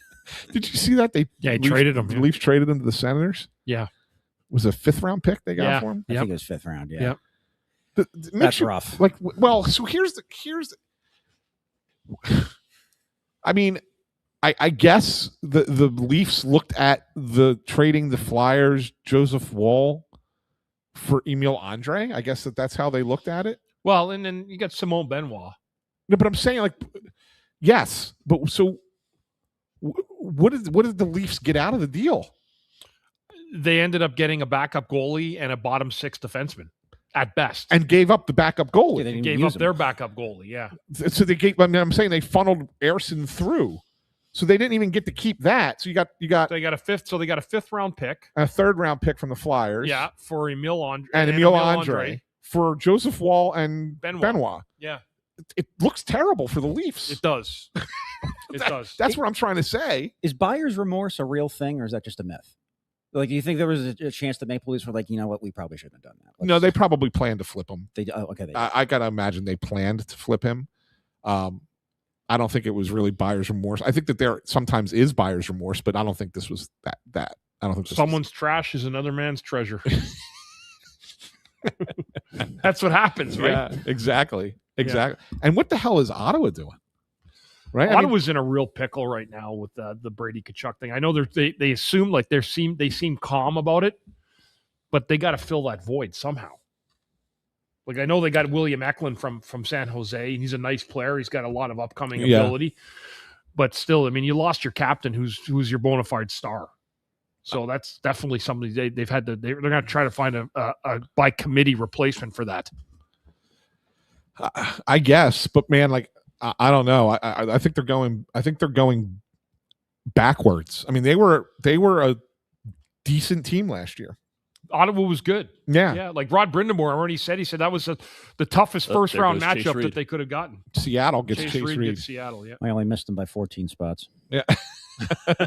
So close. So close, and yet so far. That's who Al Morganti told me before the night tonight, a couple hours ago, that this is the best player in the draft, bar none. There you go. Wow. Chase Reed. He's an American. Yeah. Chesterfield, Michigan. Yeah. So there you go. Goes at number 7 to Seattle. Maybe Jason Robertson will reconsider the offer now. So, Gary doesn't give him the bro hug like the guy in the NBA does. That NBA guy's got all like the. Maybe they don't want to give. Maybe they don't want to give Gary. He knows a how to hug. do all those hugs and everything. It's unbelievable. Yeah. But the Robertson thing actually does bring up another point about these teams like the Panthers and the Stars. They're teams that are in states that don't have the state income tax. It's now becoming pretty prevalent. So Brady Tkachuk goes to the. I know there was a trade, but how many times have we talked about this? It's a huge deal. I mean, it's a huge advantage. Bettman keeps trying to say it doesn't. This is not a problem. It's a major problem with this league. When I played in Philadelphia, I got traded to Dallas for 3 paychecks at the end. That to finish the season, they were substantially bigger than the check I got in Philadelphia. And Philadelphia has a decent deal in the sense that you only get the city wage tax when you play home games. Home games, right. But when you practice in Jersey, you don't have to pay that. That's correct. Right? Yeah. So even with that, so that's an advantage over most cities. Yeah. But then you have this situation. It's even crazier. It is, and it's a really big deal. Our next guest has arrived. Our next guest is here. So Amedeo is going to get up, and we're going to welcome in the coach of the Philadelphia Flyers. Hey, bud. What's going on, boys? How How you you doing, doing? pal? Good to How are see you Good to see again, you, pal. Talk. Good seeing you guys. My old teammate, Yep. current Flyer coach. What's this like for you? A day like today? Well, actually, we have our coaches meetings actually. So we had 2 days of our coaches meetings. So I had our assistant coaches come here, and then we had our meetings with department heads. So we hired a couple of new people, strength coaches and science department. So just on, and actually, it's funny is the chefs. We have a performance chef, and we just hired a nutritionist. So we get this all done the last couple of days. Wait, a performance chef? Yeah. What's a performance chef? Like, Well, I know what a chef is. What's a well, performance It's chef? basically goes and gets the high quality food and all that stuff, and then works with a nutritionist. So it's Interesting. Things have changed over the years. Oh, When I sure. was 84, you go stop at Wawa for a bagel. Those days are over, Bundy. Right?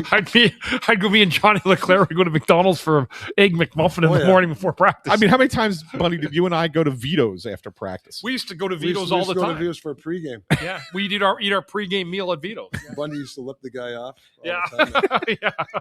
You used to call him Lippy, right? Yeah, we call him Lippy. Yeah, he'd always we'd walk in and go, "What do you want?" Yeah. Yeah, we had and Bundy was famous for the pranks, and he got. That's the one thing.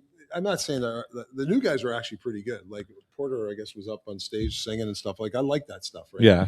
We used to do that stuff. You want the personality of the guys, but we had a lot of fun, with the pranks and stuff like that. And Bundy was the leader of that. Yeah, somebody had to do it. Yeah.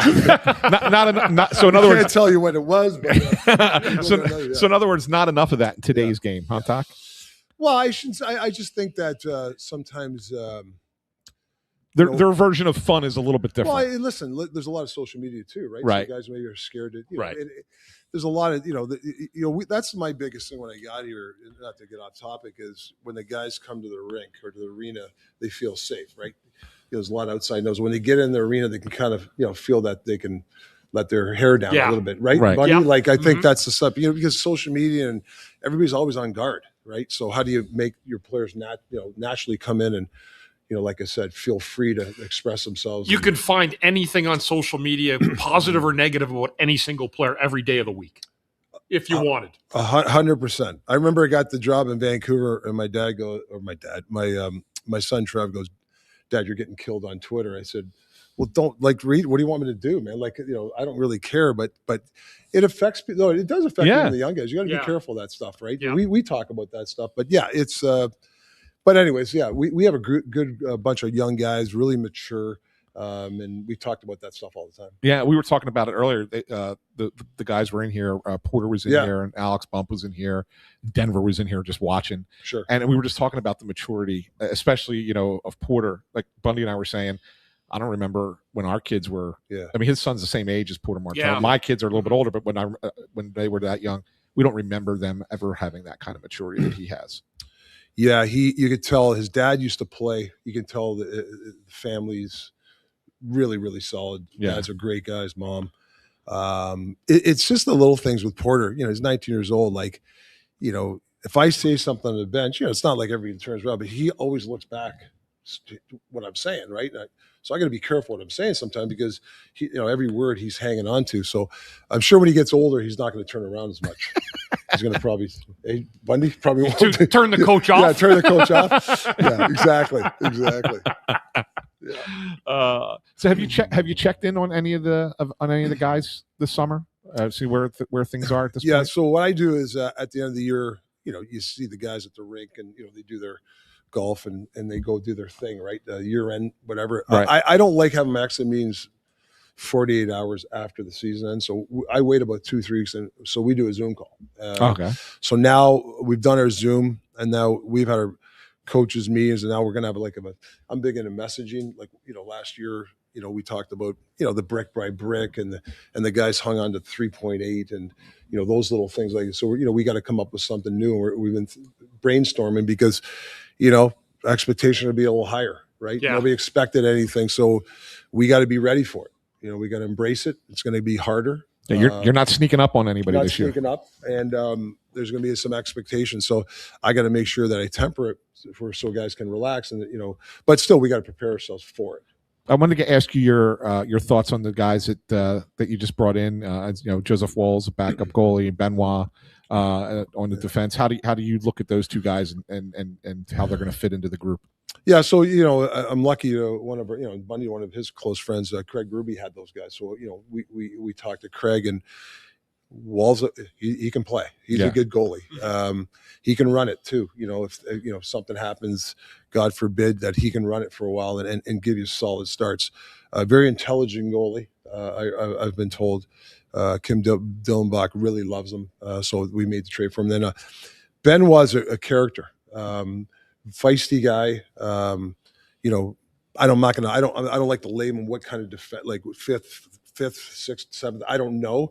All I know, he's going to get a fair chance, and he likes to be aggressive, which we like. And he's a bigger guy, and he's great in the locker room. He's a guy that's likes to have fun and get guys to loose. So, and they're best friends.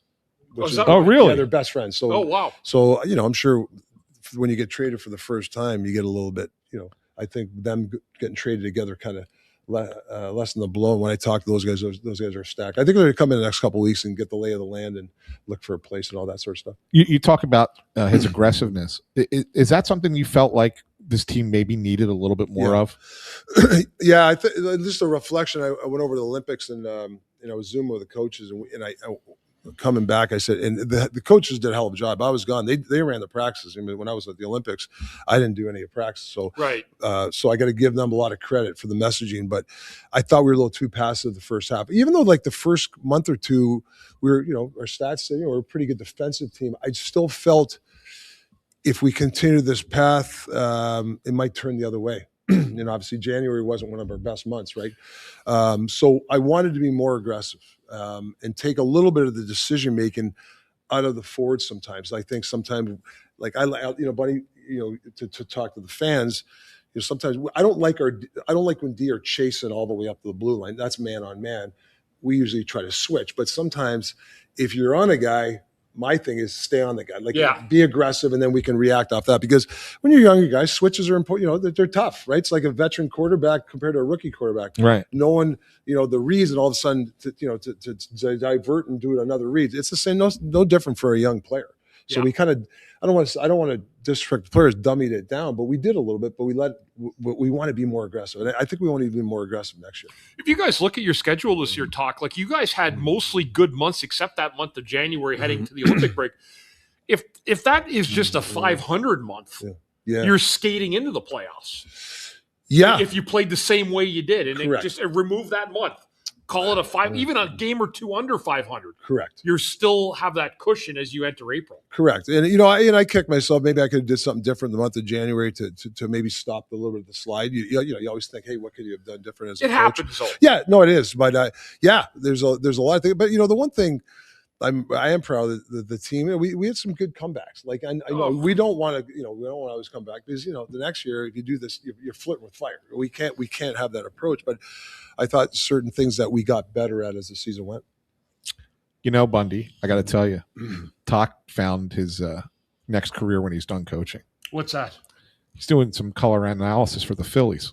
Yeah, I saw that last week. Yeah, you look good on there. Yeah. Yeah, it was actually fun. It was a lot of fun. Were you at the game, right? I was there. Yeah. And it was a good game to do because what they have about 6 homers. I mean, they were winning 11-0 when I went on. Like, thank God it wasn't. They were losing like 11. 6-1 or something. Yeah. I mean, I might have got booed too, right? So, but no, it was a fun game to be at. And I think Nick Nurse was there after me, right? Yeah, Nick Nurse was right after you. Yes. Yeah, that was interesting. Yeah, as it was well. good. I saw that. It was a lot of fun. Yeah, that was good stuff. Well, listen, I know you got to run. We'd love having you on. Real quick. Go ahead. Just the last one for you. What exactly do you do on a night like this, tonight? Are you talking to Danny actively? Is he bringing stuff to you that you maybe run something off your back? Yeah, I'll be honest with you. He grabbed me a couple times. Hey, it's not like, and Danny's great, because he doesn't want to get my hope. But hey, we might have a shot at this, or we're talking about this player. Right. What do you think? And actually, we talked about a player, and then sometimes I do some intel. I have some friends that have maybe coached that guy. Yeah. So I come back with intel to Danny. This is what I've heard. So it helps Danny go further if there's a deal. The other day, I didn't watch a ton of the process. It's not really my job. It's hard to really do that, but I watched some of maybe the picks that would be in that 20th, 21st, like our range, 15 to. That we might pick with Jonesy and Fairsy the other day. We were just looking at video. But listen, you're asking, like, I watched 15 clips, and most of the clips are the best clips of the kid. Yes. So I got, it's not like our scouts are going to these guys every day. Yeah. Right. And they're meeting their families and all that stuff. So, I mean, I'm not involved in this too much, to be honest. Other than if it's an NHL player we're looking at trading for, then I get some say. Yeah. Well, that's this is why we got to kick you out. You see who just walked in? The boss. The boss just walked is in. here. Is he next? Is he next? He's next. Yeah. He made time for us. So. Yeah. He wasn't originally on the schedule. He squeezed him in. Well, So listen, no better chair to give it to him. I'll tell you. Yeah, that. absolutely right. No, and I'm not just, he'll tell you. I'm not sucking up, but he's been an unreal. Yes. Like, for us, the leadership starts with him. Yeah. And Danny and Jonesy. And when I took the job, interviewing his job, and talking to Dan, and he was big on alignment. Yeah. And the flyer way. And you lived it, Bundy. You saw the way that. So, anyways, I don't want to take too much of Dan's time. He'll be pissed at me, but thanks again, boys. All right, Talk. Brother, Thanks for having you. you. Yep. Have a care. great night, buddy. Yep. See you, bud. Oh, Ant, dude. Oh, look at that. Look at that. I didn't even touch that. I didn't do anything, did I? No, it was my headphone wire. Pulled the cord. My headphone wire. Now we need napkins. Right Gotta here, find Dan, napkins. You don't even How you need a doing, bud? headset. Good. to see Okay. you, pal. You Thanks for too. joining us. Thanks for. Dan, Hey, Anthony, how you doing? I'm doing great. I Good. just spilled soda all over my computer. Oh, Hey, boss. let's dab it a little Here, bit. hold on a Yeah. minute. I got some. I got. You'd think Amedeo would run out and find some napkins for me Here, somewhere. look at I have these. Oh, there you go. That'll work. That'll for work. you. Yeah. So, how you doing, bud? Good. How are you guys? Great. Exciting night. Yeah, It it is. definitely Yeah, always I mean, is. it's when you have that top 10 pick. There's It's a little bit a different. level of anticipation, but the fact that we're at 21 says something good about what these guys are building, and I'm still excited about. Yeah, tonight. well, this is really like where you get into the nitty gritty of hockey, right? Like finding these young guys that maybe not all of us hear about all year. So, how much do you get into the ground with the guys at the draft, like on a night like this? Well, it's interesting. I mean, obviously the amateur scouts spend a lot of time with Brent and with Danny and with Jonesy and Alan and they're and Barry. They're talking about the possibilities region by region. So I last probably about 20 to 25 minutes in that session, then I politely get up and move Right. out. Just, I mean, these guys live it day in and day out. Yeah. I think where I really feel part of it is when a smaller group gets together, when they've honed in on who are their top 3 or 4 picks by each position. And I enjoy that mainly because I love them the banter back and forth as they look at the strengths, the weaknesses, the possibilities, the potential of these various players. And they'll stop and explain to me what they're thinking. So it's that part of it I enjoy. So tonight, I know there's a handful of guys that I'm watching for to see, are they going to go early? Are they still going to be on the board? Is there an opportunity to trade up, trade back? You know how that all works. So I'd say it's more I'm an active listener. Rarely weigh in with a perspective unless it's about a certain personality or Right. something that's unrelated to the hockey. Sure. And you know, when you have these nights like this, and do you find the difference being when you know you're targeting one particular player earlier in the draft, right? You know, with like just. Nobody take him because we're going to go get that guy. Porter, when you guys drafted Porter last year, Yeah. right? Same that was what it's like. And now it's like, well, we can go in several different directions. And like, it could be this, it could be that. You mentioned all those things. It's almost like putting a puzzle together, right? It's a little bit different of an approach and a mentality. I think that as somebody, as you know, like you said, you always look at yourself as a fan first. That's got to be really kind of cool for you. Yeah, you know, Anthony, it's so true. I look at it more like a Rubik's cube. It's kind of more complicated than a puzzle. And I was sitting here thinking as you're talking, going back to last year, and obviously Martone, what a great pick. Absolutely. Comes up and really, really not only competes but contributes at the key time of the season. But I think about Vladar and Dvorak being signed, and I was coming along in my education process. And I thought, wow, this is great. We've got 2 solid players, a new goalie, guy who can play almost anywhere, can kill, can do whatever you need him to do in Dvorak. And then look at the impact they had on the team. And I'm making a point here. And the point is this, that those guys didn't keep the younger players down. They filled gaps that needed to be filled, that maybe we didn't have a younger guy that could go in there. But as the younger guys came up, they complimented them. Yeah. And it really speaks to the genius of Danny and Jonesy and team, in that the seasoned people that we go out and get, now we're talking about post-draft, right? Will really complement these young guys, but not inhibit their growth into hopefully stardom. Yeah.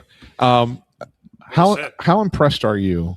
And I'm not saying this about any particular individual player, but we see it in hockey all the time, and it happens all over the place.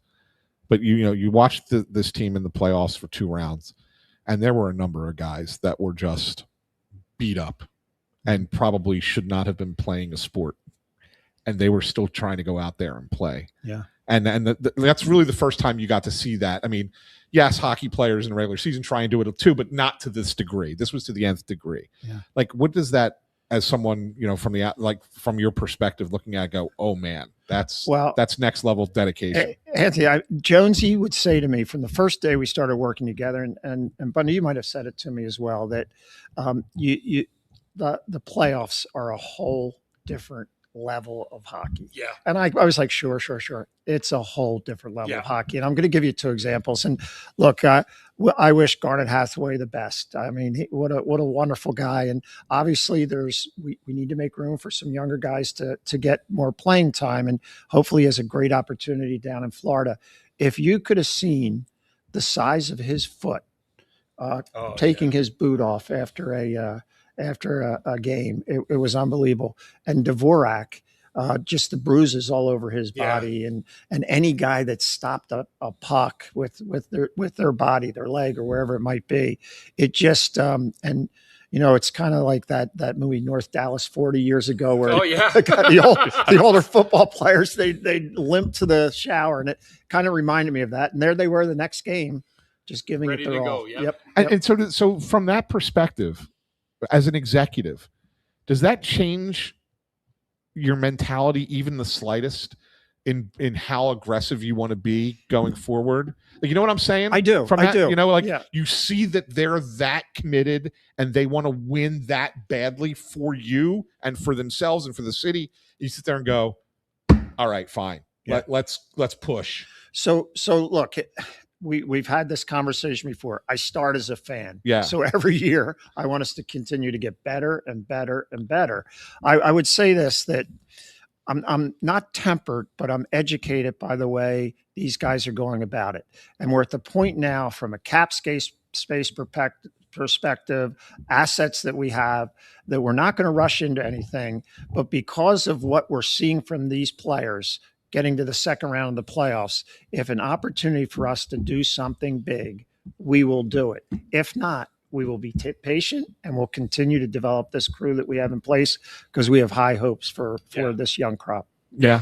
No, that's great. That's great. That's a great way to put it too. Yeah. I mean, that's well said, and that's exactly the kind of path you want your team to be on. Yeah. But we have the ability to if something comes up, we're going to get very, very aggressive.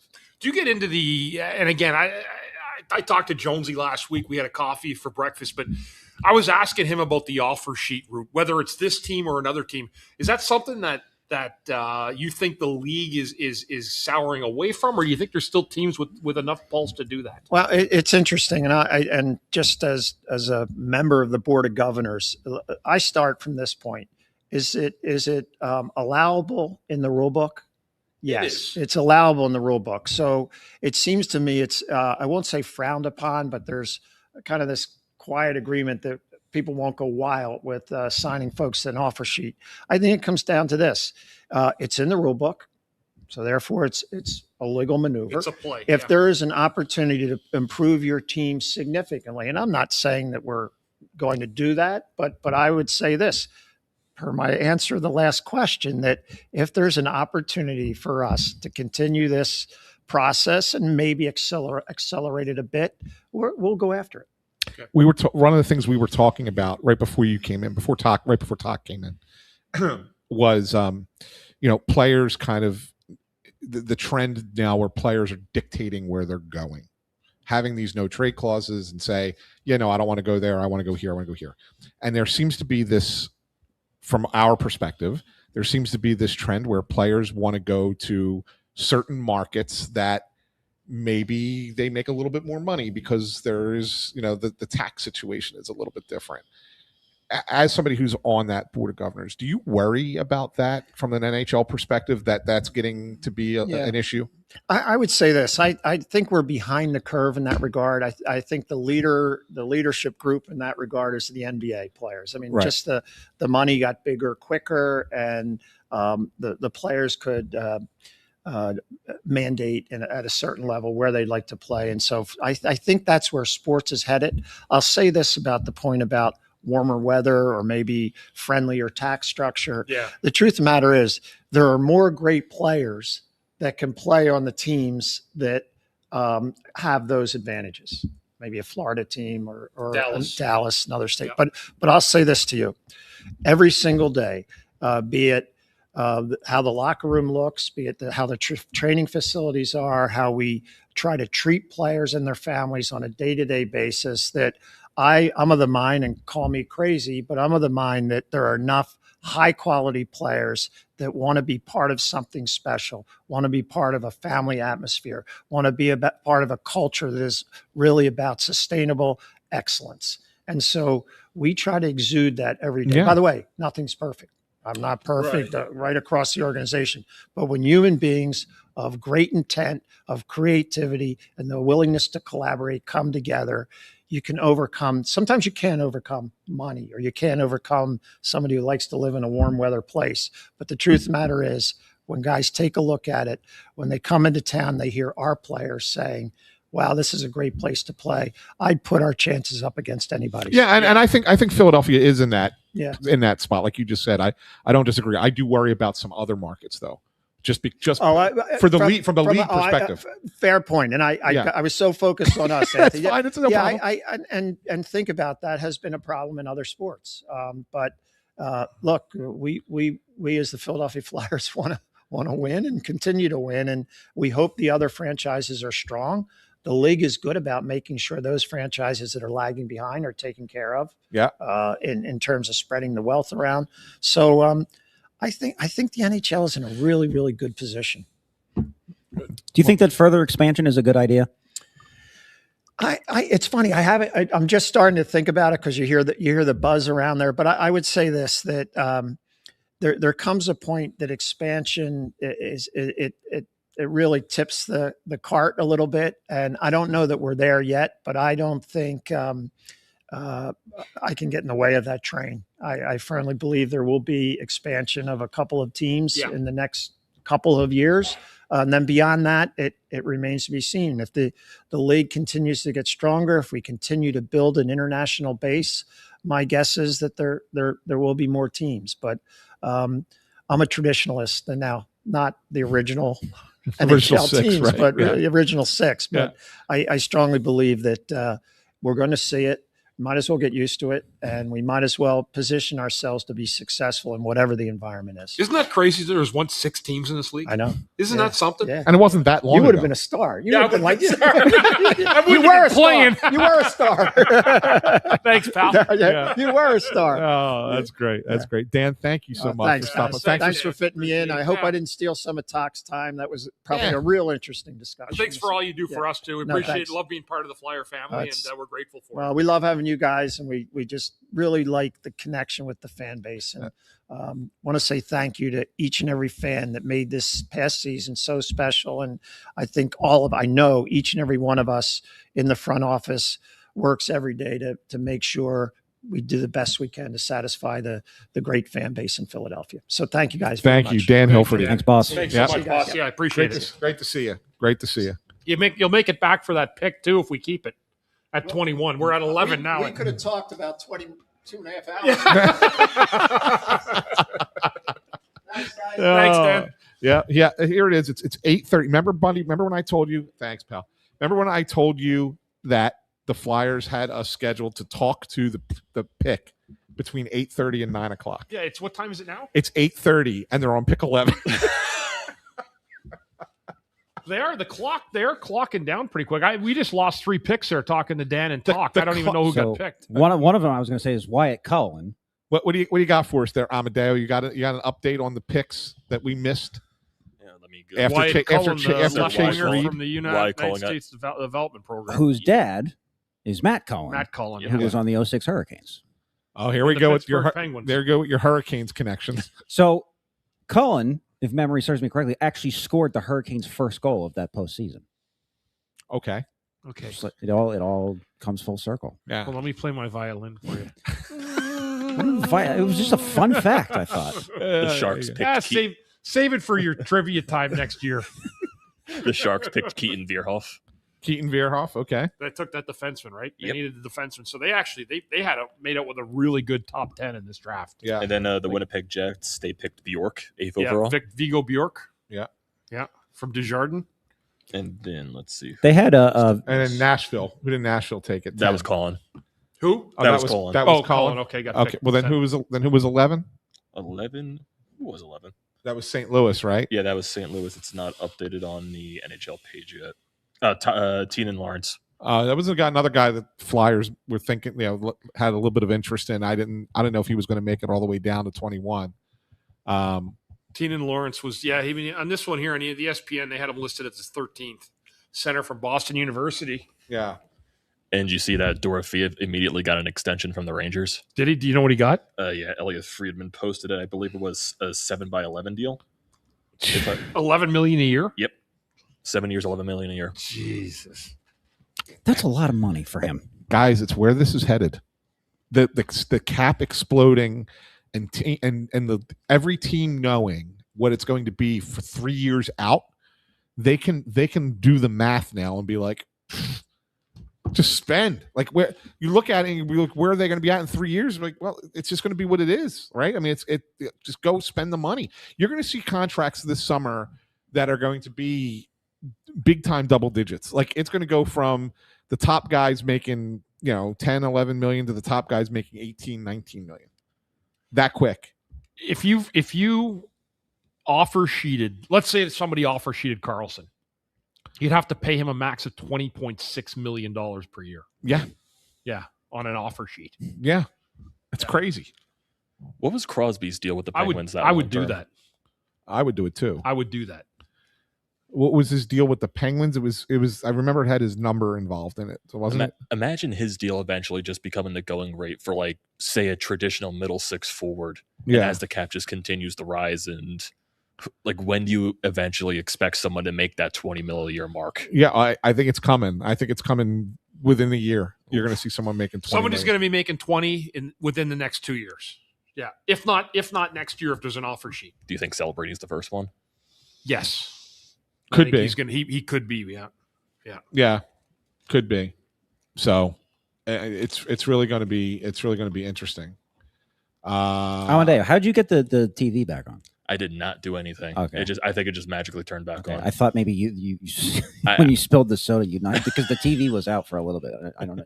It was? Yeah, well, because you were it went talking black for a little you were bit. talking to Dan, but I Just thought you fried our it went projector black and here. just turned back on by itself. No, Like, it was on the entire time when I looked over there, but maybe the stream froze for a second. I have no idea. By the way, are we still? Since this is the first time I'm looking up at the screen in a while, obviously.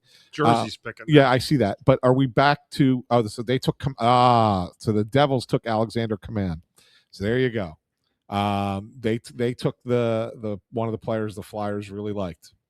And I talked to Joachim Grunberg about him a bit. That's a good pick for the Devils. That's a really good pick there. He was an interesting player in the World Juniors. He played really, really well for Sweden there. Had a really good combine, it says here too. Yeah. Impressed with his interviews and his performance at the Under-18 World Championships. He has the potential to be a detailed two-way center who provides secondary offense in a matchup role on a second line. At his absolute floor, he seems like a virtual lock as a bottom six center who plays heavy checking and penalty kill minutes. Yeah. nice, well-rounded, all-around player. You're getting that guy that they had ranked at. They had him at 16. They ended up going 12th. Yeah, I mean he climbed up the board. I mean he was going to go originally. I think like original rankings had him at like 22, 23, and then recently he started climbing up the board and he got up to number 12. So that's certainly one of the guys that the Flyers were interested in there that just went to a division rival. This guy too, he's still available, right? Serrato. Yeah, he's a little bit later. He's the Finnish center. I think that he's probably late first round. Do you think the Flyers would pass on him? Because I read I think at least one, maybe two mock drafts that had the Flyers taking him. I mean, I heard his name. It's why I wrote it down on that list. I never got to ask Grunberg about him because we were short on time. But yeah, maybe. I guess it depends on where they think he's going to go. So if we were turning this into like a pie chart, percent chance that the Flyers go defenseman, winger, center. What would that pie look like, do you think? I don't think the Flyers they don't need a winger as much as they do probably as I don't think so either. Yeah, but it probably depends what kind of And center so the one thing get at that pick. The one thing I will say though is to that, I wouldn't just dismiss out of hand that they won't take a winger because they're loaded at winger, right? Because of where they are drafting, this player is a developmental player, right? And so the player is not going to be an immediate impact guy. So when you're looking at it, if you like a winger down here at the bottom of the first round, he's probably not a guy for you for at least 3 years. What your team looks like 3 years from now could be a lot different than what it looks like right now. Right. So in that regard, if in your mind, in your group's mind, in your list, if he is what you think the best player available, even if he plays the wing, you take that player, right? You take that. But by the way, did you see who the NHL comp is for Alexander Command? Yeah, Christian Dvorak. Wow, how about that? Interesting, right? Interesting. So, yeah. So that's an interesting dynamic there. I think that changes some things. I know somebody who said Savanto is not going to make it to past 21. He may not. He may go before that. Like he may go in that 17, 18 range. But what I was trying to say to you is that if he's like the Flyers have their thoughts on all the teams that are drafting around them, right? And so they kind of have a feel for where teams might go, what they might do with their pick, who they might be drafting. And if they feel that a player, so let's say Savanto's there at 21 and they feel like they could still get him 4 picks later and trade back and get something else, another asset, then that's what they would do. I don't think that they have him on the list to sit there and go, that's our guy, that's who we want, and if he's at 21, we're going to pick him. I think they like him, but not to the level of some of the other players that are they're going to be there in the draft. Does that make sense? Does that kind of clear that up? Who's on the draft board here? Butchergross, Emily Kaplan, Kevin Weeks, and who's the other girl then? I am not sure. I didn't see her. I don't know. I've never seen her before. Yeah. No, it's the Islander. Look at these rooms. The Islanders use their dressing room. They're all dressed up in suits too. Look at the guys from the Flyers that are here. They're all wearing the gray Flyers. Yeah, they're pullover. all together. Yeah, but they're matching. But they're it's more casual. Yeah. Why are we all getting all suited up to draft? Did you see Danny? Does Danny have a suit on? I did not see Danny. Yeah, but I bet he has a suit on. You think? I bet he has a suit on. I don't. No? Okay. I think that he's wearing the gray thing that they're all wearing. Okay. That Hilferty had on, that Talk had on. Okay. Yeah, I would bet that gray Flyers little pullover. Oh, that's Megan Chayka. That's the GM's sister, yes, right? Yeah. What is she doing on there? Just having a grand old time. Yeah. That's interesting. That's interesting that she's in that position when her brother's the general manager of a team. So that's right. It's her list that's rolling at the bottom. I should have seen that. It says Megan's best available because she's scouting these guys hard every game. All these young players. Really? It's her best available list. Like there's her rankings. Where do you think she got that from? Her brother? I think she scouts. Her brother's scouts? I think she's watching the she's watching the game film. Brian Knowlton says it's analytics. It is. He's a big analytic guy. Yeah, he is. He is a big analytics guy. What I was about to say, and I'm glad that it didn't happen, although I don't know what Gary's saying here because he's a rambler as well, is that not, these teams don't always, they're not all bringing up like some special guest person to make this pick for this them. is Matthew Schaefer. That I know. And I was just about to say that. As they bring a special guest. As they bring a special guest on, and Matthew Schaefer comes out to make the pick for the Islanders. So, but it's okay. It's fine if you just bring them on and they read the thing off the card and make the pick. Okay, fine. The whole thing that we had earlier with Bieber and then the Buffalo Bills and all right, come on, guys. It's almost been 2 hours and we're not even halfway through the just first round. make the damn pick, please. Please make the pick. So you haven't heard like any rumblings so far tonight about the Flyers making moves? Quiet. It's been quiet. I've been constantly checking my phone. I got a couple things that just come in here and there, but nothing that's seriously tangible and worth even putting out. To be honest with you, they took Gustafson. This was one of the other guys I had on my list. If you could see, who was the first name I listed here?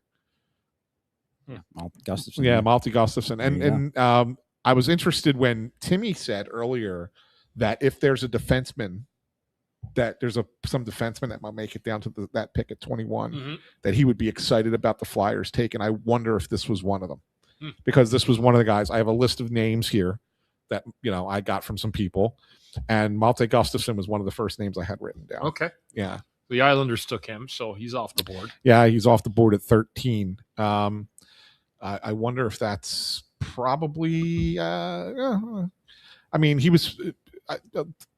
Craig Button had him going 11. So there you go. For what? Yeah, this worth. ESPN had him going 11 too. Yeah. To St. Louis, who said they coveted his center or a defenseman. Excuse me. Yeah, yeah. So there you go. We're getting now to the neighborhood of the brothers, the twin brothers, Liam Ruck and Marcus Ruck, who have expressed that they want to play together, and they would like to figure out a way to play together. One's a center, one's a winger. I don't know how that's going to work. I don't know if somebody can find their way to get successive picks to make that happen. But we're starting to get into that general vicinity where this conversation might come up. And we know that this league has done this before, right? They've allowed, not allowed. It's not like it was like some kind of shady deal, but you remember Bundy when the Sedins were drafted, like how but they were talking about top 3 picks. I know, but that's even crazier. Yeah, the two Rucks are not in that. No, that's what I'm saying. If it was like teams jumped through hoops to help those brothers stay together at 2 and 3, right? Like, why wouldn't they jump through hoops to help them stay together towards the bottom of the first round? Yeah, well, it'll be interesting to see whoever picks the first one first, to keep an eye on whether they can make a trade into the second round to pick them, the other brother, or if they both go in the first round, which I don't think is going to happen. All right, we'll see. We'll see what happens. But we're getting down to that general area of the draft. So speaking of the Sedins, I can't remember if it was a trivia or a stat of the night. It had to be a trivia, but whenever the Canucks were playing the Flyers, and I talked about that Sedin thing. And Bundy, you were particularly vocal that you didn't think that they were Hall of Fame caliber players. Not that quick. No. Like, they put them right in. They didn't wait at all. You're talking about guys that have been waiting 20 years to get into the Hall of Fame with some significant numbers. Well, I say that to say this. I wanted to know if these players that are just recently got inducted this year, if they got your seal of approval. So it was Patrice Bergeron, Carey Price, 100%. Pekka Rinne. Too quick. I think so too. And then Keith Kachuk. Keith Kachuk. My only question is, if the guy has been on the ballot for 17 or 18 years, why did you wait that long to put him in? What Keith Kachuk does for me more than anything else, he opens a door for a lot of other guys. How do you mean? The style of play. Oh, okay. He's in his numbers. Have you seen his playoff numbers? Yeah. I have not. I mean, there's not a whole lot there. Yeah. You know, you're talking to a guy. I don't even know how deep you ever went in the playoffs, but you've got a guy like John LeClair, who's scored 2 game-winning finals winners for the Montreal Canadiens when they won the Stanley Cup, and was the number 1 goal scorer over a 5-year span in the NHL. So I'm looking at like, well, if Keith Kachuk got in, how come John LeClair's not in? Why is Rod Brindamore not in? How does he beat those 2 guys into the Hall of Fame? 500 goals, I get it. He had 538 goals in his career. That's a lot of hockey goals. But in terms of the actual throw the goals out, it's opened the door for a lot of other guys. It's the same thing like with the home run hitter, right? Right. Like we were talking about this with on the baseball podcast about Kyle Schwarber. If he gets to 500 home runs, is Kyle Schwarber a Hall of Famer? Probably will be. Probably will be if he gets to 500 Right. home runs. But when you look at his overall game and compare it to some other players, you can say, well, why isn't this guy in, or why isn't that guy in? If you're putting Kyle Schwarber in, it's the counting stat that really kind of excites people. And so when you look at Keith Kachuk and you see 500 plus goals, you sit there over and go, 1,000 points. Yeah. Yeah. Oh yeah, the numbers are there. That's what gets in there. But there's he has had no playoff run like where he went to the finals or he won a cup. You know, I'm just saying for a guy that's been that impactful in his league, Yeah. he doesn't have great playoff runs in his game. No, for sure. Oscar Hemming is the pick to Columbus. Oscar Hemming, huh? Keith Kachuk, 89 games in the playoffs, 28 goals, 28 assists, and a minus 15. I'm surprised he played that many games in the playoffs. Yeah. Some Which people- which of his sons do you think most resembles him, Brady or Matthew? I think Brady looks like him facially. I think Matthew plays more his game. A little bit more like him, yeah. Okay. Yeah. That's how I would do it. Regular season, 538 goals, 527 assists, 1,065 points. That's pretty good. You knew right off the dome, 538 goals. Dude, you're talking about Bundy. If I just give you a random player like that, will you know how many goals he had? He probably had looked it up, right? Well, I saw it the other day when he got put in. No, Okay. I just remembered it. Yeah. I mean, he doesn't forget anything. Come on, where have you been? Like, No, I'm just you know this. He never ceases to amaze me. I'm just saying. So Yeah. apparently Kevin Weeks said on the broadcast that Kirill Marchenko from Columbus is unlikely to extend. Kirill Really? Marchenko. Yeah. Interesting. When do you want to take halftime? Yeah, well, we could take a 10 here. We could take a 10-minute break. We have a little bit of a lull here until the next guests come on. Yeah. And like I said, they thought they were picking the pick at this point. I was like, you're out of your mind. When we come back, so we're going to take a 10-minute break. We're just going to put the logo up on the screen and turn the mics down so we can run to the restroom, grab something to drink, maybe grab a bite to eat real quick, and then we will be back right near the top of the hour. And when we come back, I know, Hunter, it's just another Flyers fan says 100% something happens now while we step away from the screen. We'll stay close by in case something happens. We will jump right back on. I promise. We won't be gone long. Yeah, promise. we will come right back. And when we come back, I do want to talk about there is a veteran defenseman whose name has started to circulate a little bit. As far as a possibility to land here with the Flyers next week Wednesday when free agency opens. So we'll talk about that a little bit when we come out. I'll leave that as a little tease for you guys when we come back. So stick with us. We're not going to be going long. Andrew will put a note in the chat as well in case anybody logs on here in the next 10 minutes that we will be back, and we will see you in about 10.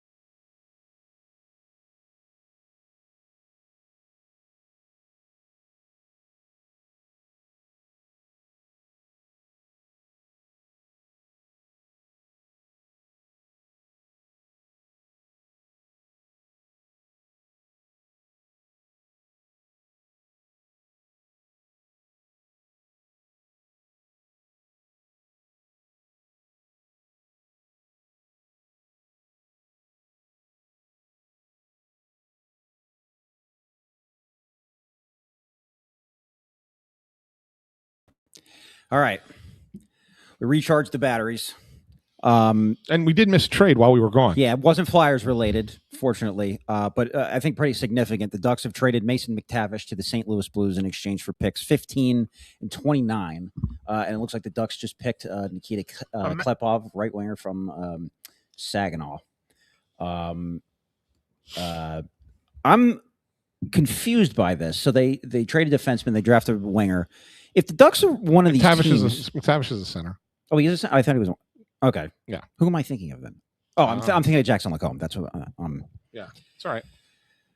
I'm fried up in the head right now. Yes, you are. If the Ducks are one of these teams that are, and I think have done a very, very good job of building this young core, why are they now trading a 23-year-old? He fell out of draft pick? He got scratched in the playoffs. Yeah, he fell out of favor with them. Didn't play in the playoffs. So they just quit on him. Much like Zeker's fell. Just got 2 first-round picks for him. I guess. Yeah, I mean, to be honest, they got the better end of the deal. Although, I don't know. Hi, Jackie. Oh, there she is. Come in. Come join us. Did you wait a second, Jackie? Did you honestly go get dressed just for us? I don't have that. I mean, you don't need them. You don't need them. Yeah, you don't Okay. need them. You can hear us, right? Yeah. Okay. Like earlier when we were chatting, Yeah. I don't know, an hour and a half ago, you were wearing That was my driving outfit. you were wearing a Go Birds t-shirt. I was actually. But it's Go Birds as in birds, actual birds. Actual birds, not the eagles. Yeah, I mean, I think there's an eagle on it. there might be. Yeah. What's your favorite bird? Oh, that's You're a bird watcher, aren't Or do you you? just I'm not a like bird all of them? watcher. I have a bird at home. Okay. So for all the people who complain about the screeching in the background of my podcast, that is my bird. It is his home too, and Is your parrot? a cockatiel. Oh, okay. What's his name? Rico. I did not Rico. name him. I got it Rico. from somebody who no longer wanted him. Okay. Does he So, talk? He says Rico. Really? Yeah. That's amazing. I wonder how birds Yeah, do birds that. are very smart, actually. Yeah, that's Did you train incredible. him? They're incredibly smart. Did you train him? He came with a name, so he kind of knew it. Oh, he already knew. Yeah. Okay. But hockey. Yeah. Not a lot going on here Pucks. in Atlantic Not City. yet. Right? Not yet. Did you go downstairs at all to the Fan Fest event? No, I didn't. Yeah. I walked. I checked it out before there was anybody in there. A Yeah, little bit. I didn't go in either. So, But, so anyway, I wanted to just kind of ask you, since you were up at the combine, I was. um, Talked to 47 players. 47 different Yes, players. my head was spinning by the end of the day, and my knees were killing me. And so let's go see how much you remember. Sure. So was one of the players you talked to Ilya Morozov? It was.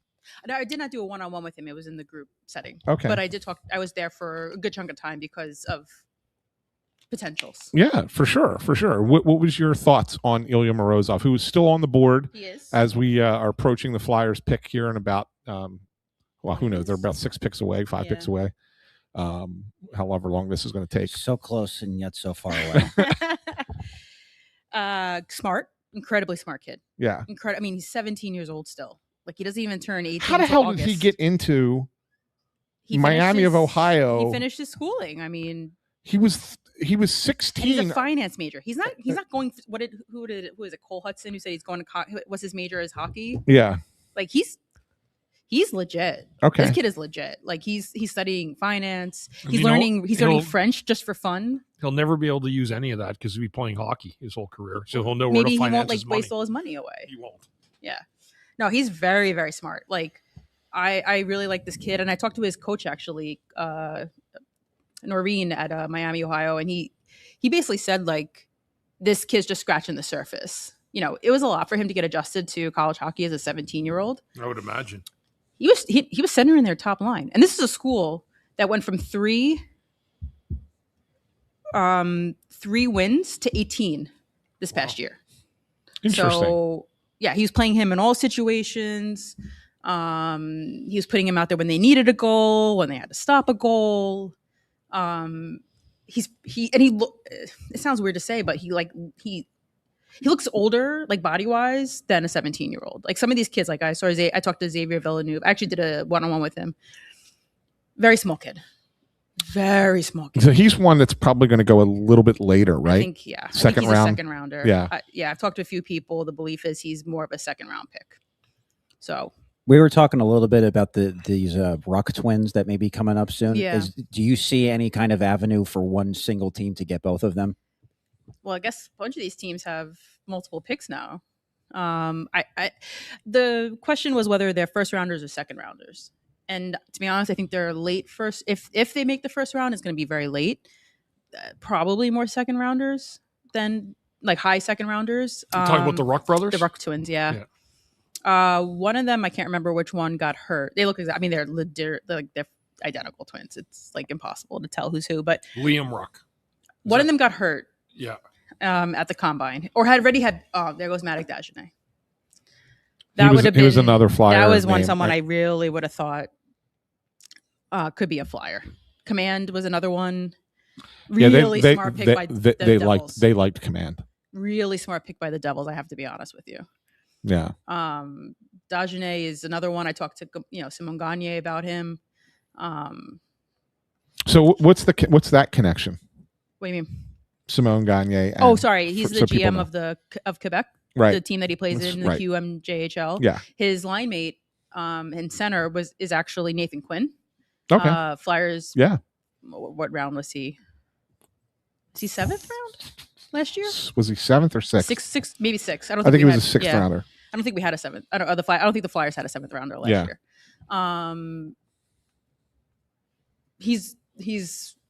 I really think he would have been really good. It lists him as a center, but he's been playing right wing with Nathan Quinn. So he was drafted 164th overall. Nathan Quinn. Yeah. Yeah, I think that was the 6th round. Okay. Yeah. Pretty sure that was the 6th round. That's another one. So I guess, who's left, right? Ryan Lynn, Tommy Blyle. I don't think they're going to go small defenseman in the first round. My mock draft did have Sokolovsky. That a lot of people have Sokolovsky's as their pick for the Flyers. He's 6'8". Bless you. Bless you. Plays in London, where obviously the Flyers have a connection with London. What about Jack? What about Jack Hextall? Really like Jack Hextall. I talked to him for a long time in Buffalo. Did a exclusive interview with him. Great kid. All I ever heard from anybody was that he's a pro. He's already a pro. Yeah. Pro qualities. I talked to Ryan Ward. He's coach in Youngstown. And he actually had him as a 13-year-old, and he's legitimately this is a kid who at 13 was like, let's go watch video. Wow. I mean, this kid is determined. He's big. He's not he needs to put some muscle on, but he's still 6. What is he? 6'2", 6'1", 6'2", something like that. He's got a decent size. Someone asked, what's his relation to Leah Hextall? I think it's all distant cousin kind of thing. Right. I think they're all, he's a distant cousin of Ron. How is Leah related to Ron?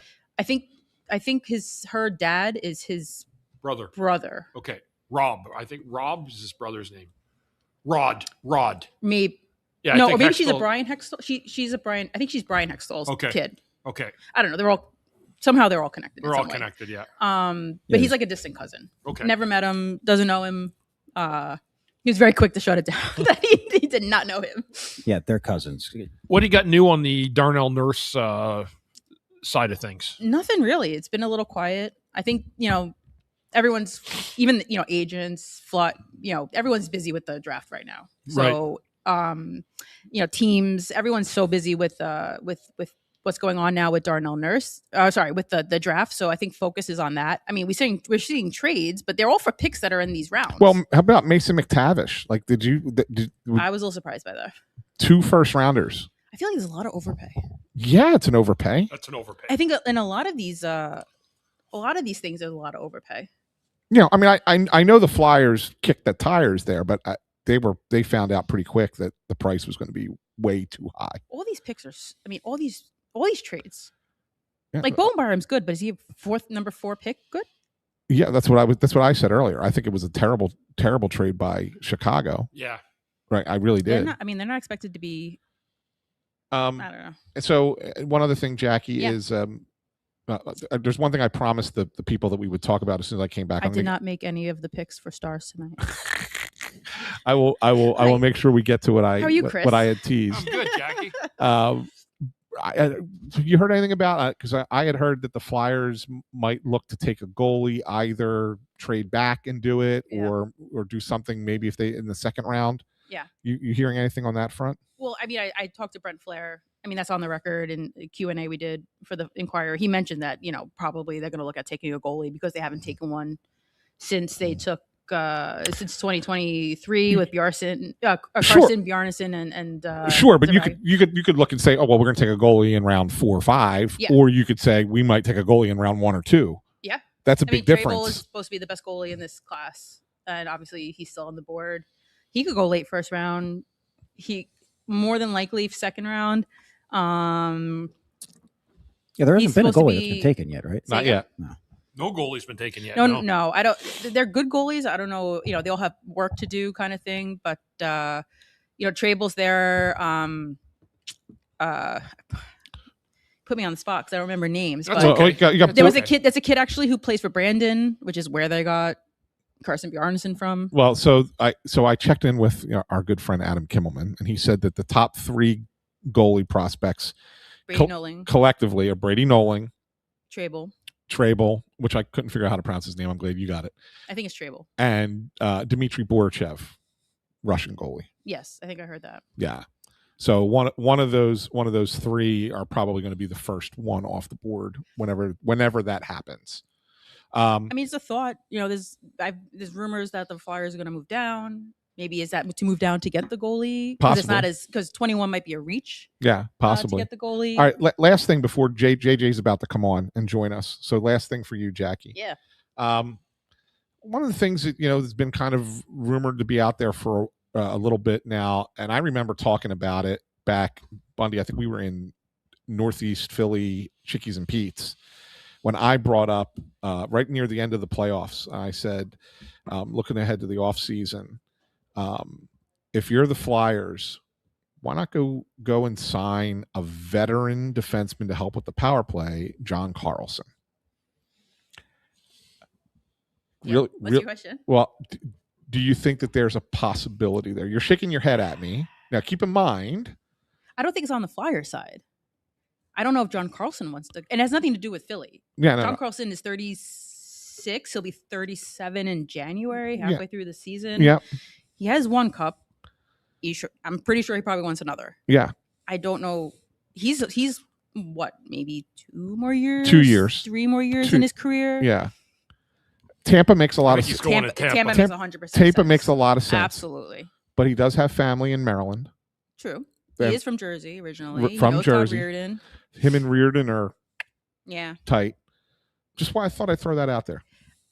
What I heard at the Combine was that, yes, he wants to come back east, but he wants to win 1 more cup. Yeah. So it was never said to me like, oh, the Flyers are not an option. But I do think, I don't know if they're close enough for him. Yeah. Maybe a year from now. Maybe like a year, 2 years. I don't know where they are in timelines of winning a cup and being, they're definitely a playoff team moving forward. But, and I will say this. I see that comment like about this, how Danny Briere said that he's hearing from agents that this is a destination. Yep. I will tell you, like in 2024 Combine, I was there. And I did ask an agent, like, what would make Philly a destination for people to come? And the answer was winning. And people notice that what they've done there and how they are. Yeah. And to say like, well, they're not signing here.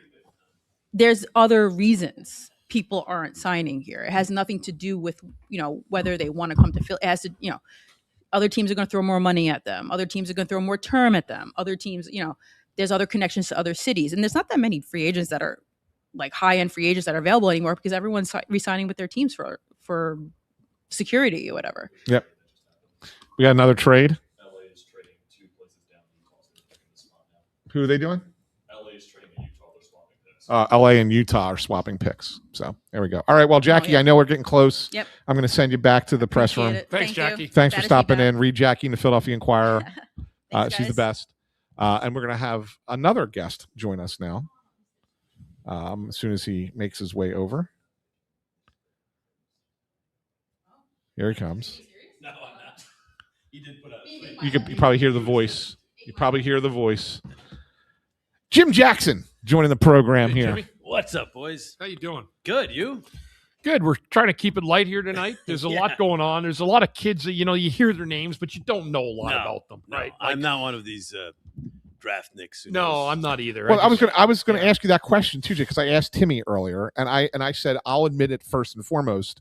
I sit here and write about hockey. I talk about hockey. I don't know anything really about these guys. Like the top names, of course, like you know about, right? But once you start getting down to this, late first round and anything beyond this, no, I'm going off what people who are watching them play tell me. Yeah, and unfortunately now, as you guys know, many people who are quotations draft nicks now see a clip or two and make these fast judgments about these guys. Yeah. You really don't know about these guys until you watch them play in person. That's what the Flyer Scouts have done. You know how they react after a bad shift on the bench. All these other little things that really play into whether this player is a good pick. So at this point, I know a couple names left that are interesting by position for the Flyers, maybe, but I have no idea. I wouldn't be shocked if they trade out, but we'll see. Do you watch college hockey at all or no? I watch when I can, but our schedule is you're just going the whole time. Right, and you're doing enough games where it's hard to watch another game on your night off sometimes. It's supposed to take a walk for the night off. Yeah. And usually if I'm watching hockey, it's the team the Flyers are playing next. Right. So I watch as much as I can, obviously Frozen 4 or whatever, but this year we were, I think we were out west or we were somewhere. It was hard to watch it, but I don't watch enough to be able to tell you who to pick in the draft. I can't really either. The other thing is, as a broadcaster for the team, I only have to do the research once they've picked the guys. Then I can do the research. I feel the same way. Game until the preseason. I feel the same way. Yeah, the same thing with us. Let's see, who did they pick? All right, I'm going to go look up everything I need to know about this guy. Yes, right? That's fine. I'll learn everything I can about this guy. That's right. Right. Until that time comes, my guess is as good as anybody else's. Right. You got to do a deep dive on who Jetlachenko is. Yeah. I mean, you have certain people. Bob McKenzie used to be one. He's just retired. Who you trust with their draft analysis, and I'll check them out before the draft. Craig Button. Yeah, Craig Button. He's pretty McKean's connected. Is pretty good. McKean's, There's some that are pretty good, but so many people now. There's just podcasters who go out there. All right, here's my mock draft. It's like, have you ever seen this guy play? Yeah. So we'll see. I mean, quite interested in the McTavish trade. I mean, the interesting trades continue to happen though. Well, I was going to ask you about that in the context of all the trades. A lot of crazy overpays in my mind. Byram trade, especially to me, was an overpay. That's what I said. Yeah, earlier. The other ones, Kyrou might have been. I mean, Kyrou's a very talented player, but he's got some baggage too. Yeah. So I would say, the initial assessment of that, Ant, was that maybe this isn't that good of a draft because they're throwing a lot of this year's picks around, although some of them are next year and the year after. But the Flyers pretty early on deemed this to be the weakest of the drafts of the next 3 years. So that's why they wanted that Toronto pick next year. And that's why they only have 4 picks this year. So they were on that feeling. And I think other teams are too. You don't trade away the 4th overall for maybe even not a first pair defenseman. Bowen Byram maybe is a first pair defenseman. He's not a lock to be. No, I think he's a second pair guy. And Bundy and I talked about him before. Yeah. And he, as somebody who knows the position, like he's Jordan Greenway is just, he's been player. an underperformer so far in his career. So that trade to me was, a big overpay. I'm very baffled by the fact that they didn't keep that 4th pick to try to get somebody to play with Bedard on that top line. Yeah. 2 first rounders for Mason McTavish. Yeah, and Mason McTavish is the guy who was getting scratched. Yeah. I mean, So I think what we're to point out, there is no more unrestricted free agency for the most part, right? I mean, it's there, but now with Tuck gone, what's left? Unrestricted free agency for this year. Yeah. So now it's like the only way we're going to get players now is to make these trades. So I think these picks have become a little bit devalued because of that. Shouldn't be. You're still going to have to build your team through drafts. I mean, you're still going to have to do well in the draft, I think, to be good, unless you go the Vegas route and you just constantly trade. You can do that too. Yeah. But you better get them right. Florida's starting to be Vegas East that way. Yeah. They can be done, but it's pretty tough. You got to get it right more often than not. You do. Otherwise, you put yourself. And they in even a got some spot. wrong. I mean, Nick Suzuki, right? Yeah. They got some wrong, but Yeah, not many. You got to get most of them right. It was interesting. Bundy asked Dan Hilferty about, being that he's on the board of governors, asked him about offer sheets. Yes. And he said, it's in the rule book, right? So is there this kind of gentleman's agreement that you try? Yeah, there is, but it's something that you can do. In your mind, is that a path that you could try and go down here, or not how often. risky is it? There is one right now I would do. And that Leo would be Carlson. Leo Carlson. Because he is an elite number one defenseman. He's Barkov. Yeah, and he's 22. Yeah. So you're not if 4 first round picks, first of all, Flyers have an extra pick in one of those years. And if they trade Risto, maybe they get another one. Who knows? Right. And now suddenly there are only 2 years where you're without a first round pick. And who cares? You have a young nucleus.